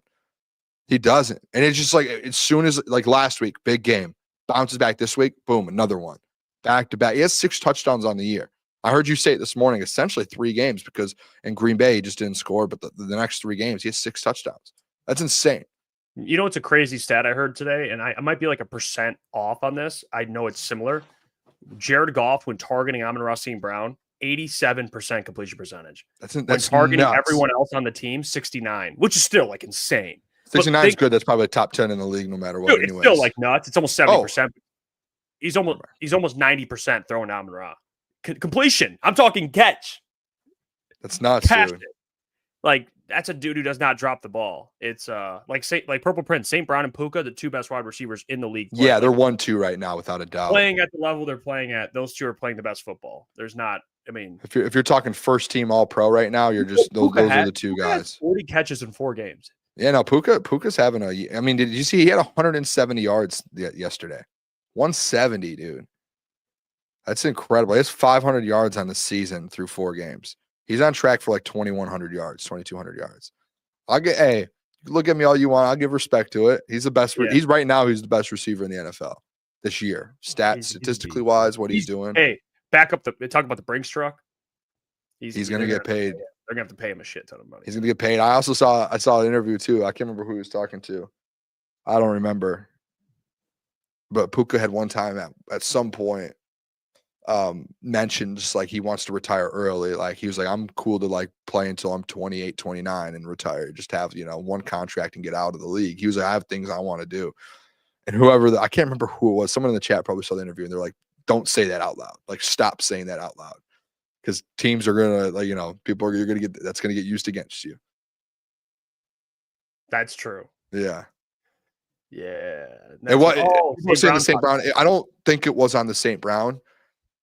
He originally said that on the St. Brown podcast. I saw a different podcast. He was with like a vet, like someone who was retired already, and they were asking him about that, and about him answering that question. And whoever it was like an old head. And I bet Saint wouldn't call him out for that. Saint wouldn't even. No, the old head though. It was like they were asking him about it, and the old head was just like, dude, do not. That could mess contract negotiations up. That people just those. He was like, there are just some things you just don't say out loud. That might be one of them. Do not say that out loud. Yeah, Amon-Ra's a winner for sure. I would say just an honorable mention. I want to give some love a little bit to Tate Ratledge. I think Tate's been good.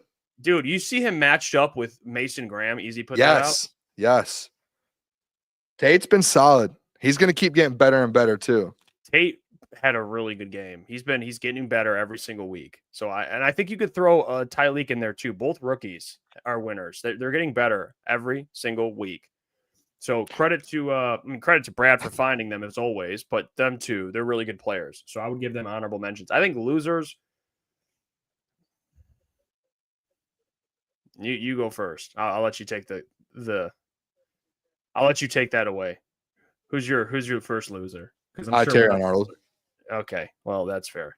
TA, I mean, he struggled, man. Penalties, holding calls again, getting cooked, and then he gets hurt. I feel bad about it, but it's just like it's a constant. Here's the thing. Get figured out. Here's the self-awareness thing though with him. Like, aside from his play, like, do I think he'll get better? And do I think he's done for, written off? No, I don't. I think I'm willing to be a little more patient with him. I've already said that.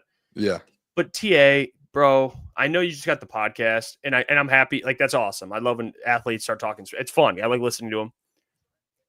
Can we just watch when we say I'm going to lock up Chad Ochocinco? Can we just watch when we say stuff like that? Like, he's one of the best route runners in the entire NFL, in NFL history. Yeah. I mean, he's got the best feet. One of the best out of all Hall of Fame wide receivers. You're talking about Chad Johnson, Ochocinco. Can we just chill on talking about locking him up, and then you got to go out there and guard Jerry Jeudy or Cedric Tillman, and you're getting routed up? Like, can we just be like, that's the stuff that frustrates me a little bit. I get he says that because he's confident. Let's just get self-awareness, TA. Please, a little bit of self-awareness. All right, let's just be a little more. Hey, let's go out there and prove it before we start talking about locking up all the. I agree. I'm right there with you. All right, like Pat Surtain can say whatever the fuck he wants. That dude. He's a corner that's won Defensive Player of the Year. He forever, his whole career, until he's dead at 90 years old. He's able to be like, I will lock you up even if he's 85. Like, I won Defensive Player of the Year as a corner. Who's done that? Yeah, I think he said something about it'll be me, him. It'll be just me, Chad, and Jesus out there. Me, Ocho, and who Jesus. said that? TA. Yeah, and then Ocho said you're going to need all 12 disciples to lock me up. Yeah.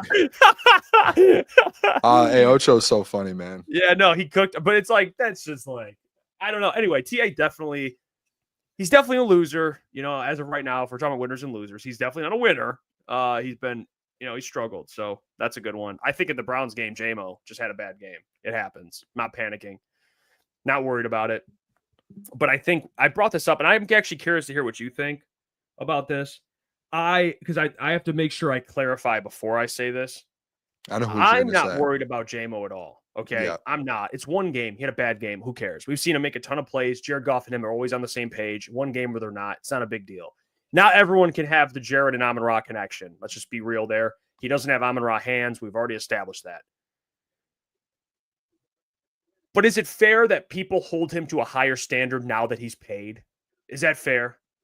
Like, once you get paid, I think people look at him like, hey, man, you shouldn't be, like, you get looked at a little differently. Is that fair or not fair, Chad, too? Like, is that, because I see people bringing up, like, oh, we paid him. And I wouldn't, I'm not going to say you're writing him off or anything, but I think when guys get paid, it's fair. Your expectations. Yeah. I mean, I think if I'm just being honest, like, yeah, I agree. Like, that does, expectations do rise.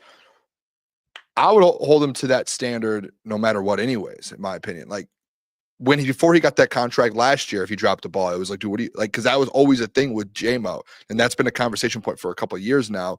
Was some of these drops, and then in camp, remember in camp when we'd go to a training camp, there were drops there, and Dan's had to answer to those drops before, and he just said, like, Dan was pretty straight up about it a couple of years ago. He was just like that. He just might be a guy that drops passes. He's never going to get to that point to where he's like Amon-Ra. But you take I said it on Sunday, you take the push with the shove on that. Yeah. I mean, I think J-Mo was he was a loser from, if we're doing winners and losers, he's probably one of the ones you would throw in the losers category based off of the connection with Jared Goff. I think that was brutal. And I said it on Sunday in the post game. Like, if he has a game like that versus the Chiefs or versus the Rams or versus the Bucks, or the Eagles, you're probably losing that game because of it, right? Like, you were lucky you're playing the Browns. You were lucky your defense was putting you in positions to go get easy touchdowns, a 5-yard touchdown, a 20-yard touchdown. You were lucky Khalif Raymond was able to run back and dominate in special teams, because offensively, like, Jameer was good, Amon-Ra was good, D-Mite barely couldn't get anything going, and J-Mo, that connection. It's not like they tried it like 2 or 3 times and didn't get it. It was like 7 or 8 targets, and every time it felt like, besides once when they had like an easy slant, that was the only time they could connect. And they just kept trying it, and they kept trying it. And the offense was essentially stalling out at times because of it, it felt like. So yeah, the money side of things, fine. Yeah, I can see where people are mad about that. I just think anywhere at all, if you're a wide receiver, he's expected to be your wide receiver too. If he was getting paid this contract or not, and we were in this season, let's say he never signed the extension, Jeff, and we were waiting until the end of this season, I think it would be the same big talking point than it was with him with the contract, in my opinion. I don't think there'd be any difference. I think you'll just be sitting here going, we know what you are, JMO. Like, you're going to want to be at some point be expected to get paid, right? You're one of the most explosive wide receivers in the NFL. You have to catch the ball. Yeah, it's like he might not have the hands of Amon-Ra St. Brown, but what he does have is he has God-given speed. And Amon-Ra St. Brown doesn't have that. Yeah, like he's got his own unique traits. It's not like the guy, I mean, he's incredibly talented. It's just the hands thing, man. He's like, he's going to have some games like that, unfortunately. It just happens. And it wasn't all on JMO. Him and Goff just weren't on the same page. Some passes by Goff weren't great. But let's be real here. I want to address this just to clarify. This isn't at John, but just the actual talking point. He says, are you taking into account what Goff said about how he needs to throw a better ball? I think there was a play where he needed to throw a better ball. But let's be real. This is why I love Jared Goff. Because did you hear what Cam Ward said? Did you hear him? Cam Ward, dude. He's a rookie, so it's completely different. And I heard Unc and Ocho talk about this. Shout out to Shannon and Ocho. They just broke it down. Cam Ward went to the podium after the game against the Texans and said, "We suck ass." That's what he said. I did not hear that. He said we are ass, like Streams only said. Something about we're ass. He said we're ass. That's what he said. Wow. Verbatim. And there's a lot of people that are like, oh, I love that out of my quarterback. Keeping it a buck, we ass. I think that's what he said. But anyway, no way he said that. Dude, I'll play it in a second. I'll show you it. Jared Goff is like the complete opposite. He is the boring quarterback answer guy, and that's why I love him. If he's asked about JMO dropping balls, what is Goff going to say? I need to throw a better ball. That's on me. Or he's just be like, we're fine. Like he's never going to throw his guys under the bus. He's never going to do that. It's just not that's not Jared. He's just not. But yeah, Cam Ward, he just straight up was like, dude. It's like Dan today. Dan was just like, they're going to be fine. Yeah, they didn't connect. We'll figure it out. They're going to be just fine. They've connected a million. The thing is, like, and I get what people are like, I do get it. They've connected a million other times. It was just a bad game between them. And you won by 30. So it's just where we. Well, look at. Let me play this clip for you. It's the same after the Texans game, which, by the way, we picked the Texans or the Titans to cover. Yeah, we did. Game. And they lost 30-0. They lost 30-0. Look at this. Wait. No, let me get this. I mean, if we keeping a buck right now, we ass. So we 0-4. We have this one. We got nothing to lose. We dropped a quarter of our fucking games, and we've yet to do anything. So we have to lock in. Especially myself on the offensive line, from the defensive line, from the special teams to all three faces. We have to play together. We have not played together this year yet, and that's just something that we want to preach about it every day. Every day we got to do better. And we're doing that, but it has to show up on Sundays. It hasn't showed up yet, but it got to show up next week. Would you prefer your quarterback to be honest, or would you rather your No, I mean, in house, like if you're in the locker room, you could probably tell your team that, and they would. But like in the media, that's a tough one. But I do think it's funny. I appreciate him keeping it a buck with us. Yeah, I appreciate that. Yeah, that was nice. You don't get that a lot in the NFL. We ass, man. I would probably prefer more so like. We need to get better, and then go to the locker room and be like, "Hey, tell the boys that." Yeah, you're publicly. It's what a tough he one. said is right. Yes. What he did is wrong. You don't say that. You're the captain and the quarterback, and that's why with Goff, I appreciate even if he is boring and as someone who we cover the lines, I want him. It's almost part of me wants some juicy. I want some quotes out of Goff. I want some things, but then I'm like, no, I completely understand it and I respect it. I actually appreciate it that he isn't like that, because that's how you have to be. If you're in a position of leadership in any place, you're never going to say like, if, it's different. Like those things, those are conversations you have behind the scenes. So Goff's like the man for that. So if J-Mo struggles or anything, I just thought of something. Like imagine week one. Does TA have a brother? I don't know. Imagine if someone like TA's family this week was at Fort Field and put on their Instagram story. I'm tired of one, man. Dropping all these passes. Yeah, he's ass. Yeah, I mean, it's Oh, it's after J-Mo's brother does that to TA and like someone in TA's family just smacks back at like, him. dude, imagine if Golf That's after so week one funny. came to the media and was like, I mean, we're ass. Like we were ass to like he's just complete opposite. He's like, hey man, Which again, like this is the thing though, like the difference between the Lions and the Titans. Like again, this is where I think fans need to just take a step back with the J-Mo stuff this week. Dude, Jarrett and J-Mo have connected a million times on all these plays. million times. They had one game where they just could not get a connection. You know what I'm saying? Like, all right, I bet you next week versus the Bengals. I bet you. You know what I'm doing? I'm putting my money on J-Mo 100 yards and a touchdown again. That's what I'm doing. We're running it back. Screw it. We're getting our lick back because he missed the touchdown catch because of. Oh, I'm betting it this week. 100%. He'll be back. 100%. Shout out Cam Ward, man. That's one of my favorite highlights of the weekend. Cam Ward, keeping it a buck. We ass. You know what's not ass is the best fantasy platform in the entire country. And that is our friends over at Sleeper. So let me tell you about Sleeper because it's a fantasy sports plus real money gaming app focused on bringing people together through sports and gaming. It's become the fastest organic growing fantasy platform in the world. It's got millions and millions of active users, and it still earns some of the highest levels of engagement per user in the industry. At Sleeper, it's not just about sports. It's about building connections and lasting memories. Sleeper is the best way to experience and connect over sports together. One-stop shop for all your sports needs. You can check out Sleeper Picks as well. It's a real money product that connects friends over picks. It's very simple. You just choose 2 to 8 of your favorite players from pregame, live, or across different sports. They have listed stats. You pick more or less than the listed stats. And if they hit, you can get up to 1,000x payouts. Use the code CT Sports to get a $100 deposit matched up to $100. Shout out to Sleeper as always for sponsoring the platform. All right. I am excited to do this. I know we did it a little bit on the postgame show, but I guess it's better to save it for today where we kind of do like an updated schedule. We look at kind of the schedule now, a little updated. Now that we're 4 games in, the Lions are 3-1. I will say,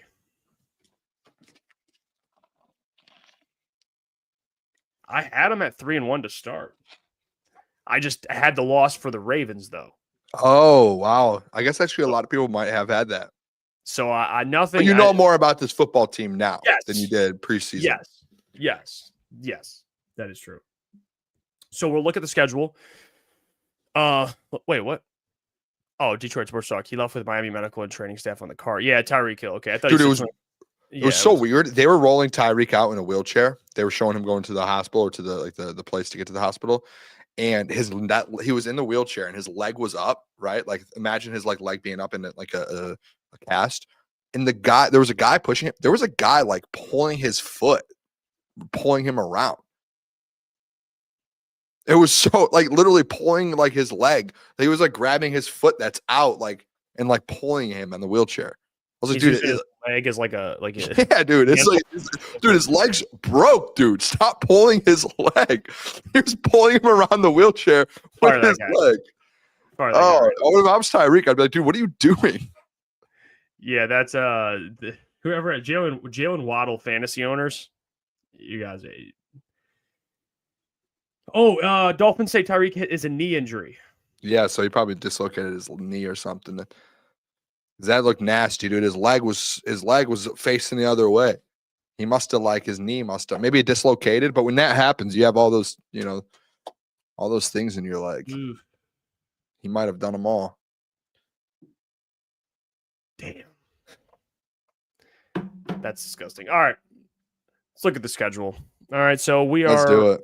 Let me see here. Let me check. Let me pull this up so we can actually break it down here. All right. So we are 4 games in. Oh, I like seeing the W's. Let me see this. Pull this up. See, I can get used to these. The L. Dub. And then we look forward 3-1.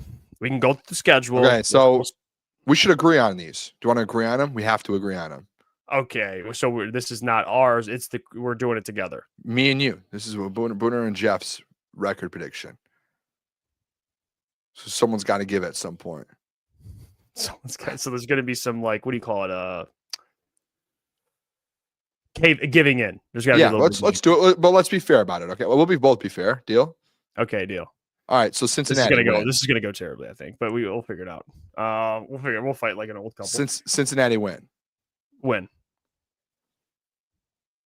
Like I said yesterday, I think they lose. Split Tampa Kansas City and Tampa. Yes, Let's split. So that's that's two. the way 2 I'll and agree 1. to do. All right, so Minnesota win. Can Can you scroll? Yep, I'll go down here so we get the whole. Minnesota win. Oh Yes. yeah. Yep. Sorry. Yeah. Are you Yep. good over there? Yeah. No, I'm good. Oh, you're thinking about the Vikings game. Had me worried. Washington win. I would say they've been bad. They this should year. win that game. Yep. Philly. I would say at Philly. That's the one where I hesitate. Let's do this. Let's look ahead a little bit. They're at Philly and they're at Los Angeles, right? Let's do a split on that. There's no way they drop both of those games. This is that stuff preseason where I'm like, boys, they're not going to lose every contending game. They're going to split that. They're not going to lose versus Philly and versus Los Angeles. They won't. It's not going to happen. Okay. You're just doing it based off of you think those two teams are really good. You do have to be realistic. think The Lions are that- just as good. You think the Lions are going to go 0-2 versus NFC contenders? I'm not saying what I'm struggling with is I think those games are like pick 'em. Like it could go. Yeah, they exactly. Could go 0-2. So it's 50-50. We have two of them. Let's say they end up winning one of them. One of them goes their way, one doesn't. Okay. I feel like that's fair. No? That's fine. We'll just do that. Unless you think they're going to go 0-2 versus the only other two contenders in the NFC, which would make them not a contender. This is the argument that we had in the offseason. No, I'm not saying that. Now you're getting excited. All I'm saying, I'm just it's going to be a close game. That's all. I think it's going to be a tough game. We'll go 1-1. That's Okay, fine. so New York Giants, They're going to win. Green Bay at home Thanksgiving. Win. Okay, Dallas. They should win that game. They Okay. should win that game. Now this puts you in a position. They're going to lose one of these other games because it happens. Like they're not going to. They're like we're on track to go for what 14-2 on the year or 14-3 or something like that.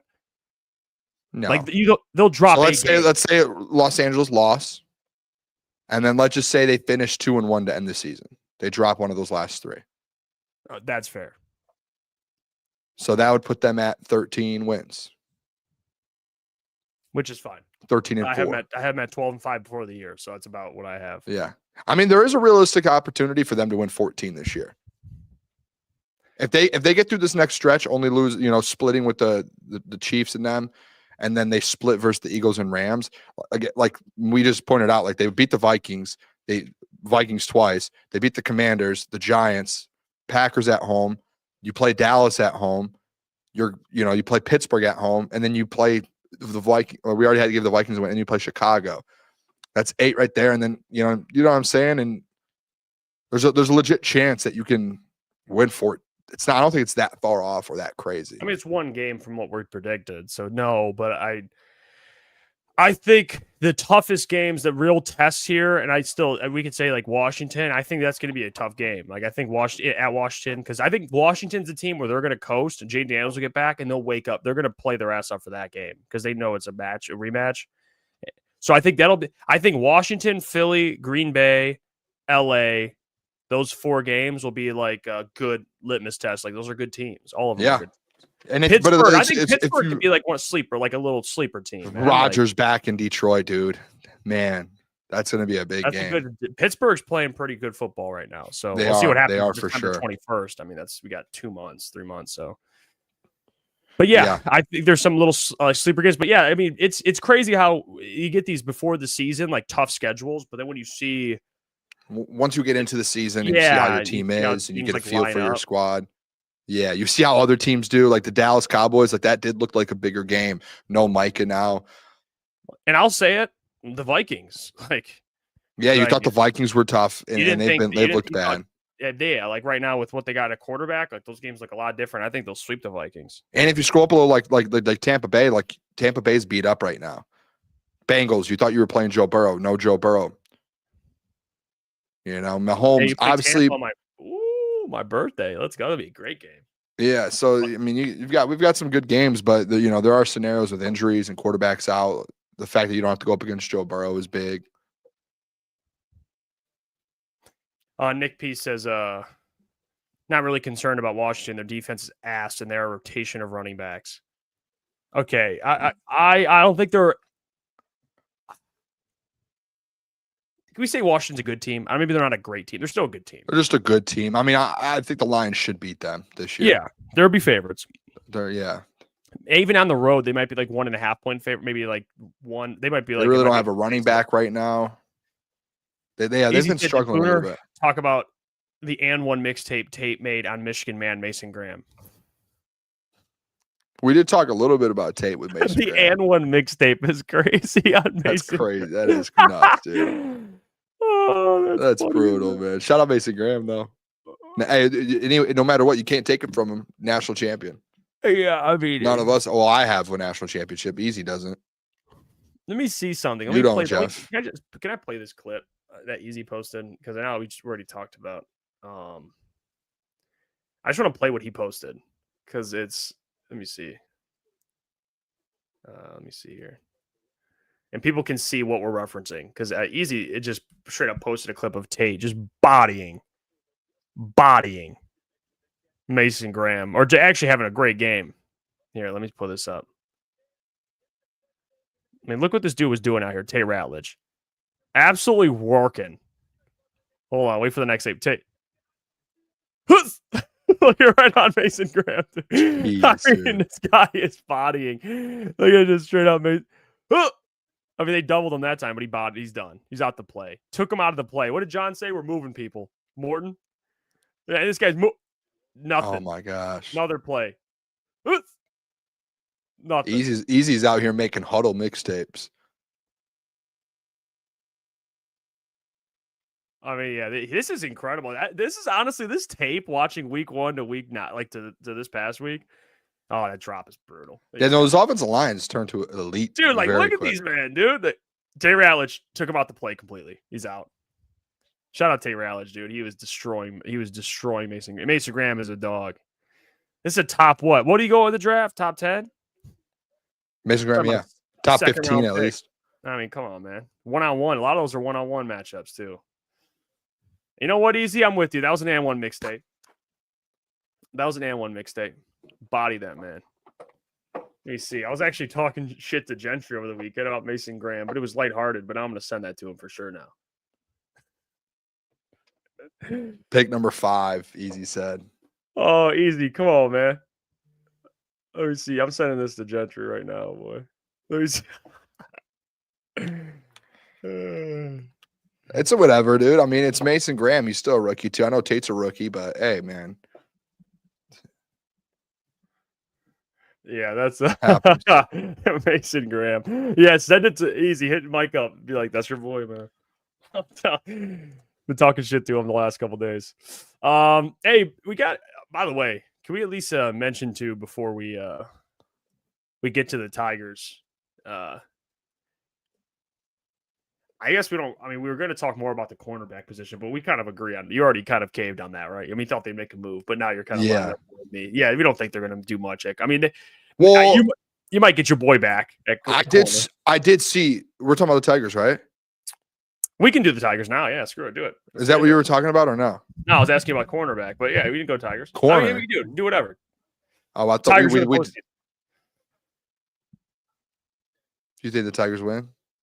I think game one's important. If they win game 1, dude. Scooble's on the mound. That's why you do that, because I think what's the percentage of teams that win? If you win game 1, you win the series. Probably it's like 60-70% or something like that. Something crazy. Yeah. And they're better. They've been better. I don't think they won a game in Detroit versus the Guardians. I'm pretty sure they're like 4-3 this year on the road in Cleveland. Yeah, they got a winning record in Cleveland this year. I think that was early. Was that earlier in the year too? And their offense, well, I think that was when they weren't really that great either. So I don't know. My confidence level. I mean, like Chris came on and said last week, I guess playoff baseball, things could change. You never know. They could get, what did Caleb say? You don't let the Tigers get hot. I don't know. They're definitely far from hot, but they could all of a sudden start playing decent baseball, good enough to win. Scooble's obviously going to have a big part in that. But to me, it comes down to game one. And it is, I'm going to be honest too, I hate the time. Why is it on at 1 p.m.? What the hell is that? All of them are. I mean, it is kind of fair, to be honest. All right, it is fair. I don't know. Baseball, I get it. Like, baseball playoffs should be at night, but they do make it to where they're not like 2 games going on at once, essentially. I think they do 1, 3, 6, and then 9, I believe. So they try and split it up to where like all of the teams aren't playing, and it's like every team is a standalone, which sucks for the teams that play at 1 and 3, but the 6 and 9 teams are good ones. You see what I'm saying? It does suck. And it's every game too. Like, we just got thrown in the 1 o'clock time slot, which is brutal. But I do see why it's a weird, I don't know. Maybe they should split the days up more, and they do. I don't know how they do that, man. I really don't. Now, I will say the opposite of what we were talking about with game one, I believe.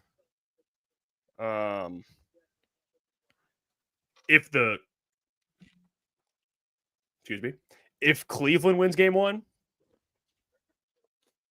start talking about the offseason. It's over. I'm out. We're done. I'm giving this team one game. All right. You know what's so funny too, dude? I'm giving this team one game. Well, we're doing the game on Sunday, and Caleb comes on, and we could probably clip it. Caleb comes on the show, and he sits down when the Tigers take the lead, and the Guardians were losing, and he sits down and is like, "Who let them get hot? They're about to win the Central, blah, blah, blah, this.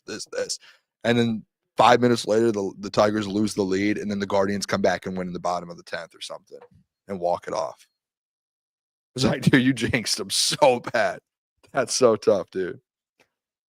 Yeah, well, that's Caleb. Love him. He's positive. It's great, but he jinxed them single-handedly. Bad. He came on and said, "Who let the Tigers get hot?" And they indeed did not get hot after that. So that's just the reality with Caleb, man. Got to expect it. And yeah, I don't know. What's your kind of confidence level going into it? I think that I'd give this team one game, and if they lose, I'm out. To be honest, I'm not going to go into it like with the mindset that they can go on a run. Can I be real though? The thing that expectations low. That's all. The thing that pisses me off is I'm hard. Listen, I'll be hard on the Tigers, and I'll make jokes, and I'll give them one game, all this shit. Can we at least appreciate that this franchise has made the postseason 18 times, and they just made the postseason? Like, the thing I don't like is now people are like upset they made the playoffs. That's the only thing I'm not really understanding. Like, we can all agree, like they limped into it. It was depressing how they essentially made the playoffs. They almost missed it. But can we just enjoy this? Like, that's what pisses me off a little bit. Like, people were, people talking about, they're not excited or they're pissed off or whatever. Like, guys, I get it. Everyone had hopes that this team was going to win the World Series early in the year. That was the legit feeling. And now it's complete opposite. So people are going to be upset and be pissed off. And I get it. You have every right to be. But they are still a postseason team. You're going to watch playoff baseball with the Tigers in it. And it's only happened 18 times. Yeah.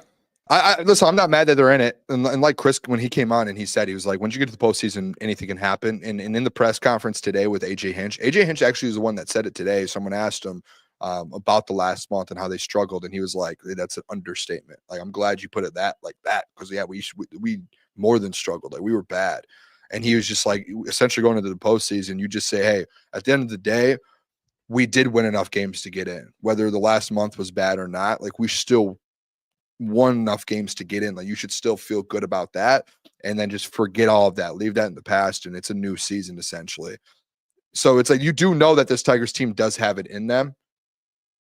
Oh man. Mm-hmm. Sorry, Justin Fields just threw a pick. I turned my head a little bit. But you do know they have it in them and they can make the run. It's just about right now, the confidence is so low on this team right now. You could tell, like, the morale, the confidence, and hopefully, you know what I'm actually hoping?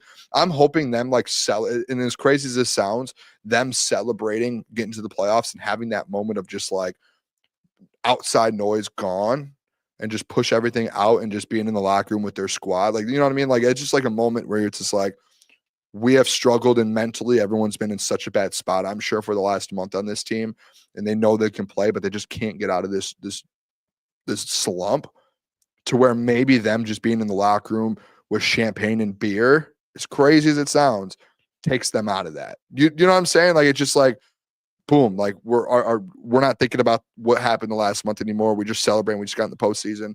Now let's just use this as momentum. That's where I'm hoping that this thing goes. And if they win game one, all things are open. I mean, dude, I saw analysts picking the Tigers to go to the World Series. I saw that a couple days ago after the slumps happened. Granted, it was Curtis Granderson, but I saw it happen. You know what I mean? Someone still picked this Tigers team, the gritty Tigers, man. Yeah, it's dude. I mean, I also saw the last time the Tigers made the postseason in back-to-back years. It's been over a decade, I think, a little over a decade. Doesn't happen, so enjoy it back-to-back, even if it doesn't look as pretty as maybe you'd prefer it to. It is what it is. Steve-O says, Jeff, would they rather have Al Avila back? I'm sure as hell don't. I sure as hell don't. Yeah, I mean, dude, Al Avila he's in his own category of disaster. I mean, that dude, that was a terrible, terrible time. Terrible time, dude. Terrible, terrible time. You know, and I think this whole thing with Scott Harris now, it's like he obviously is a huge wake-up call for him. A massive wake-up call for him. And we'll see. Got to be the way Caleb put it last Friday. I loved it. It's like, dude, you're the best team in baseball at the deadline. You don't make a move. It's like, that's inexcusable. It makes no sense. So yeah, I'm excited. I'm excited to watch some playoff baseball. I'm never going to say I'm not excited to watch it. I just think, you know, am I hopeful? Not really. I'll give him a game. I'll be rooting for him wholeheartedly. And after that first game's over, and if they lose, I'll probably just be like, you know what? It was fun. All right, they're done. It's over. They're going to get swept, and I'm out of here. And maybe they won't. Who knows?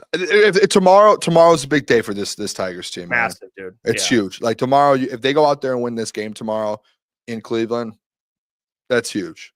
And if they win this series, again, I believe after the wild card, I think it turns to a 5-game series. You're going to get some games in Detroit, which is also that's like massive. It feels like. What do you think? Do you see the Pistons had some press? They had media day today. How you feeling? Pistons basketball. Come on. I know the first. You know what was crazy? The very first Pistons clip that I saw on media day. Guess who it was? What player it was? Just take a guess. Who was after last? No, after last season. One player.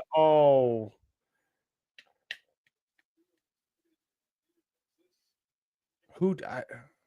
B-ball Paul. Yeah, he did. B-ball Paul re-signed him, and I was the one that was like, Nah, I'm excited for this team. I think Cade's gonna have a big year. Obviously, hopefully another All-Star year and all NBA again, and he just keeps continuing. I'm interested in this team this year because this is the first year, if we're being honest, like this is the first year with expectations for this team, and it's no longer like just make the playoffs. It's now like you have expectations to win a playoff series.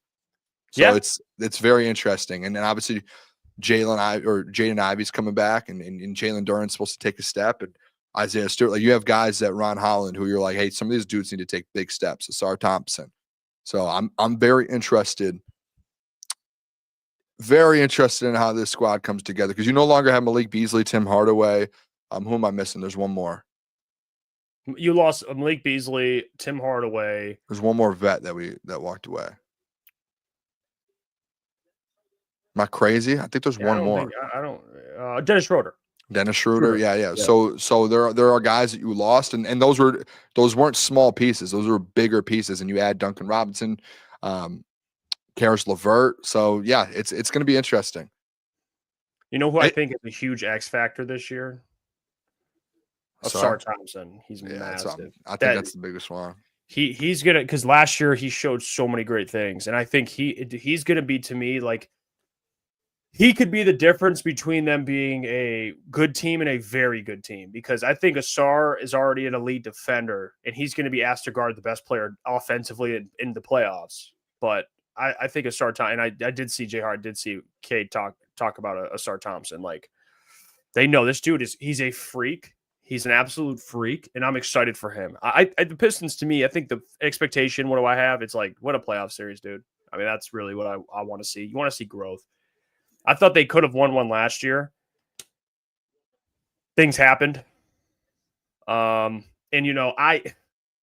we still have that reaction clip of Jalen Brunson hitting an absolute dagger in LCA. But yeah, Asar Thompson could be a massive difference in this team, man. He really could. Like if this guy's like close to a 20-point scorer, this thing looks a lot different.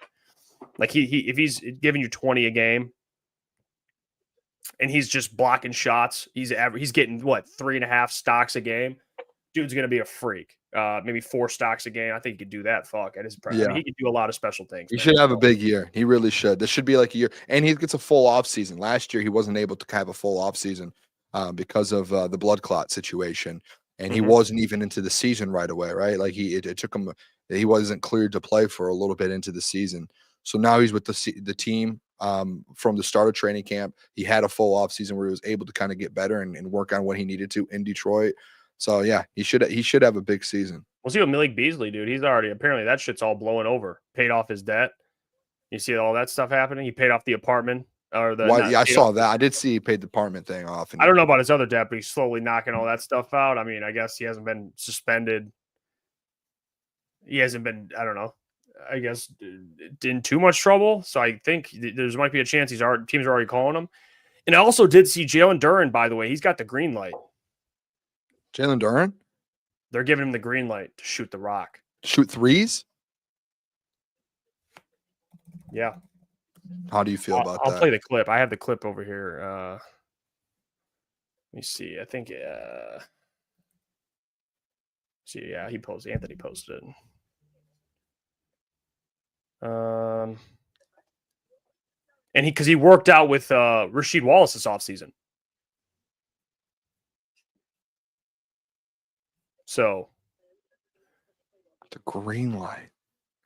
I don't know how I feel about that. Do you remember when Isaiah Stewart got the green light? And then that's where it gives me that vibe.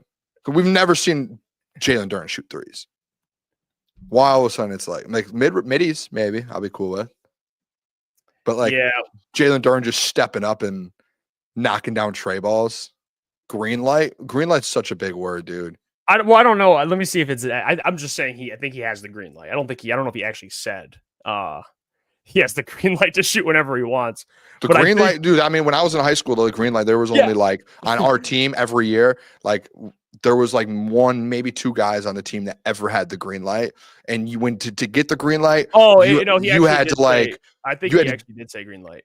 Green light, dude. To get the green light, I remember in high school, shut up, Michael. Dude, you had to go through drills to do it, and you had to you know how much trust you had to get in the coach so that you could. And then green light was you could shoot anywhere, cross half court. Jalen Green, because he got the green light to get more shots up this season. Maybe not the way. Okay, 3-point green light. That's different from just the green light of middies and stuff. Hey, you can shoot. Says his body fat's down, strength is up. He's working on his footwork and ball handling. He worked out with Rasheed Wallace. So I think green light meaning hey, if you got a 15-foot jumper, take it. Okay.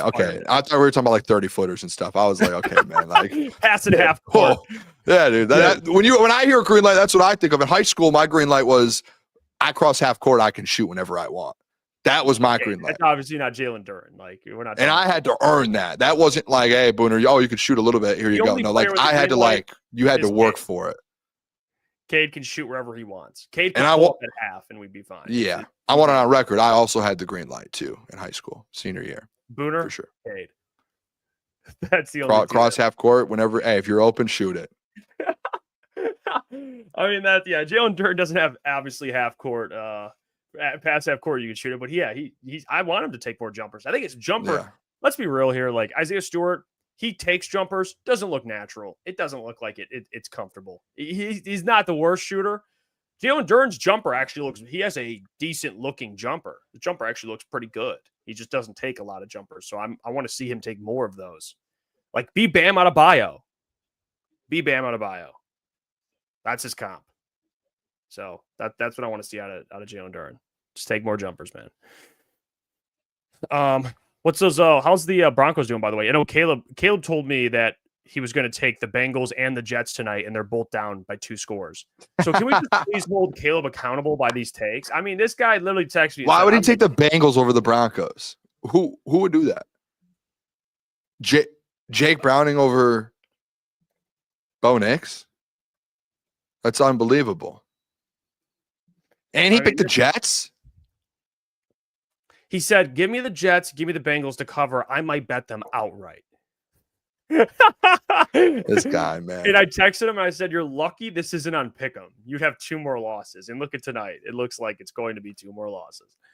I mean, this is just, he has to be held accountable for some of the shit he says here. I mean, this is ridiculous. Like, the Bengals, like, this is the team the Lions are facing. Jake Browning, 8 for 15, 66 yards. Chase Brown, 8 carries, 30 yards. They can't run the ball. Jake Browning stinks. He stinks. Like, Jake Browning, I know you had Browning Magic last year. They had this, like, little run last year with the or it was 2 years ago with the Bengals, where he had 12 passing touchdowns and 7 picks in 9 games. And again, credit to him, he kept them somewhat afloat. Dude, he has 3 passing touchdowns, 5 picks. He's 20th in QBR. Like, he's had his last 2 starts, he's had 3 picks and 2 picks. He likes to throw the rock, dude. When you have T. Higgins and Jamar Chase, what are you doing? I'm trying to get them the rock. I don't care if I throw it, intercept it, or throw an interception. Yeah, I mean, well, Bo Nix hasn't been that great either on the year. The Jets might be able to get back in this game. They have a drive right now. They're down essentially 11 points. Wait a second. I was up versus Caleb.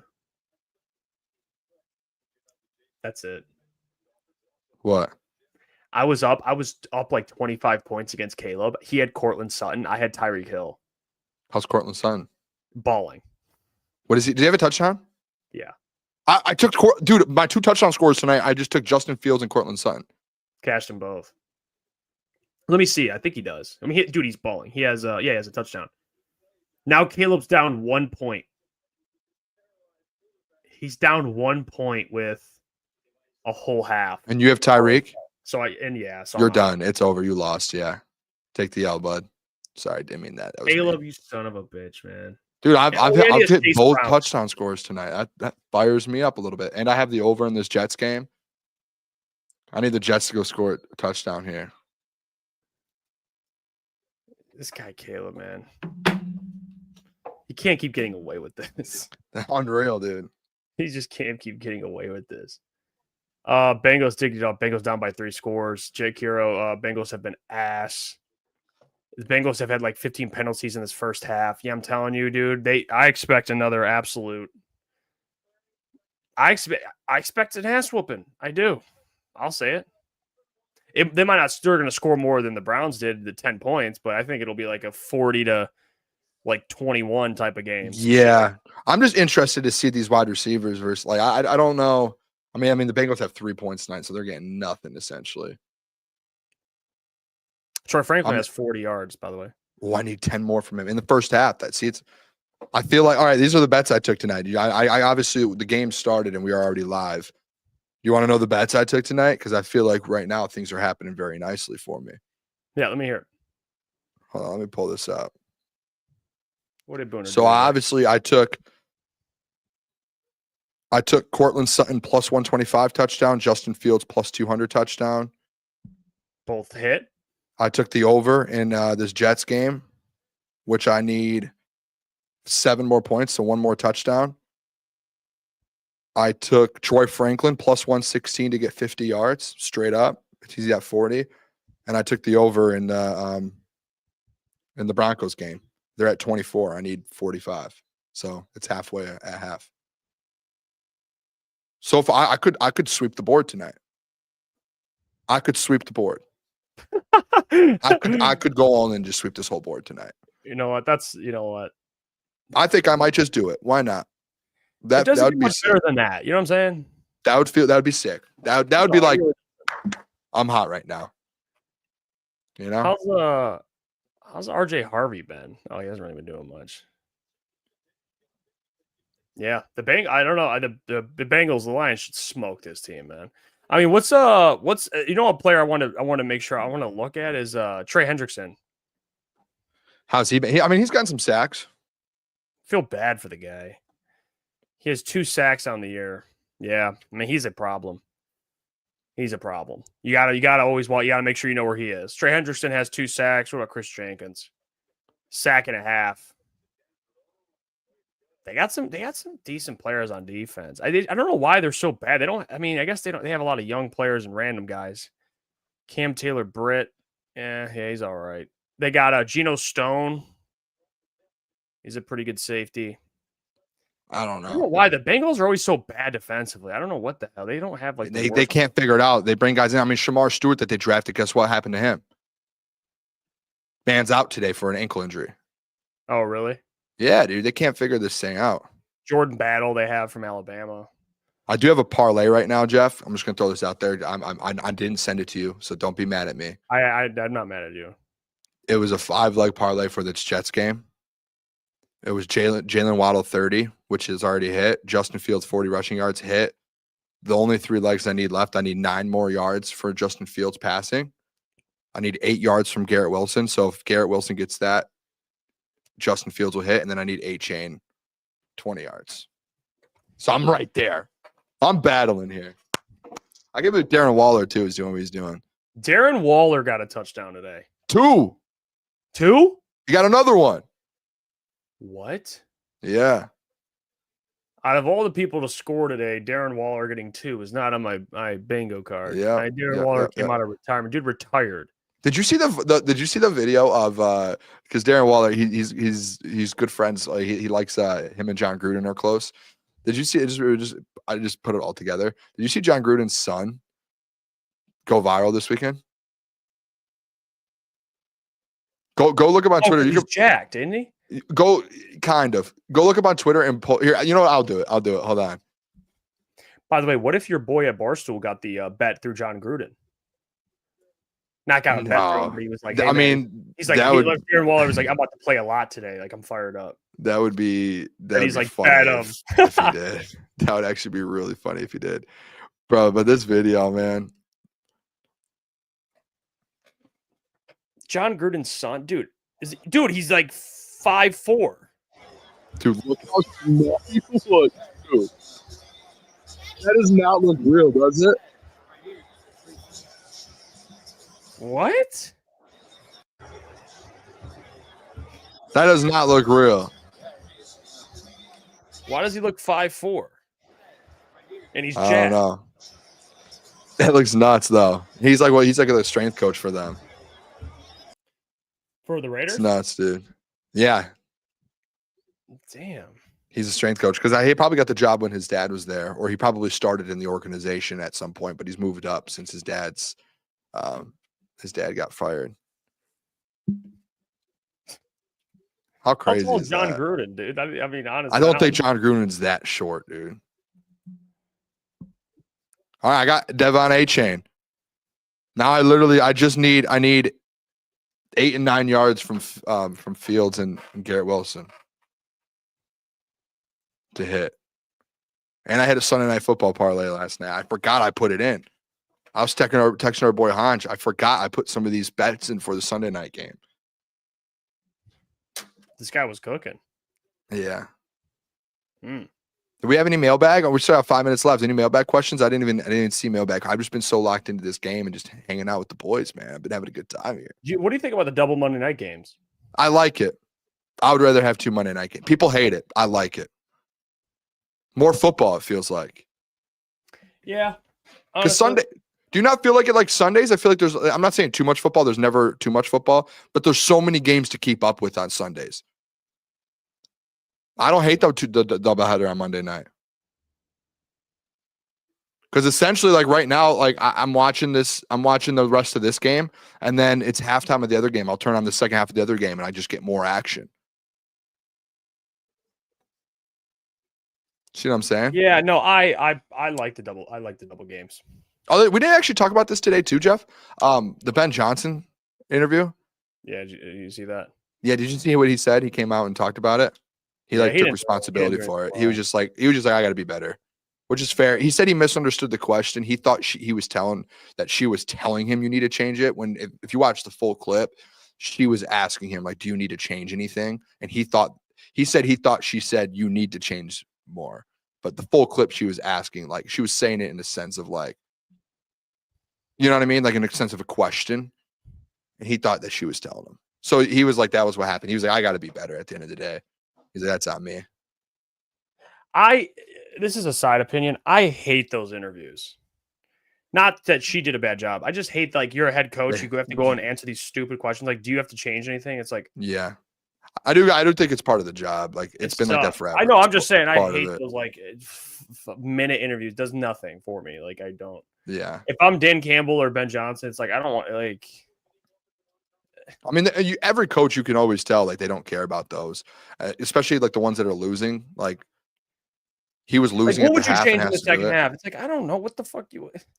Yeah, like Aaron Glenn had to do one at halftime and they're losing, and you know he seemed pretty calm. But like if you're a head coach, though, like to Ben Johnson, you have to be better. Like you can't have those types of interviews where you are, especially if you're trying to, first year head coach. You do have to.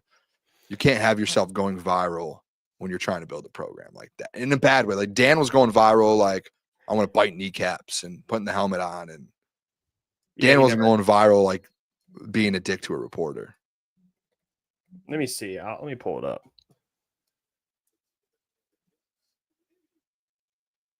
Let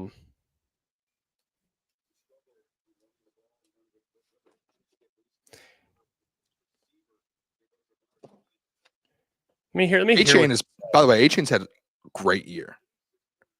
He's averaging almost 100 yards per game. Let me hear what she said here. Your offense has struggled to take advantage of those takeaways. Yeah. Okay, so what did you tell them to get things Your going? offense. That it wasn't our brand of football. We're capable of a lot more. And so we're hitting the reset button here at halftime, and we're going to come back and establish our identity here in the second half. You need to change what you're doing. I don't know. You think so? She said, do you need to change what you're doing, essentially? All right, Ben Johnson, all business. I think it was just out of context. How do you really feel? All right, you got to shut this off or we're about to get killed with the. Yeah, that I was processing what that, I guess how he interpreted that. It's like just awkward. He said that today. It's like your offense is struggling. Like was that a statement? I mean, that's like it wasn't really a question. I don't know. I just hate those things. Whatever. Yeah, he's got to be better. I'm not saying he doesn't. I'm just saying that one's just on it. That one's on him. I wouldn't even say it's on her. I mean, those are good questions. Your offense is struggling off turnovers. What do you need to What do you need to do? Answer it. You're a pro. Yeah, even if some questions. No, are stupid, you're a pro. Yeah, you answer them. So if you're playing bad, you're going to get questions you don't like. Play better. Get good questions. Yeah, I mean, that's whoa, crazy. Yeah, like it doesn't. I don't really care how she phrased the question if it's bad or not. I mean, that's part of head coaching. You just have to answer stupid questions. Like it's just how it goes. This over is not going to hit in this game. That sucks. What the Bengal? What? No, this Dolphins Jets one. I just need one. I need 7 points. The Dolphins are about to go down and score, and they just got stopped. Unless the Jets somehow just go get a tutty. Give me a tutty. Well, we're gonna get out of here. Appreciate you all. As always, we'll be back tomorrow. Corey Wood's joining the show tomorrow to talk more about there we go. Updates, his thoughts on what the Lions should do. So you're gonna want to tune into that 8 p.m. tomorrow. Until then, appreciate you all. Have a great love you guys. See you tomorrow. Peace. Victory.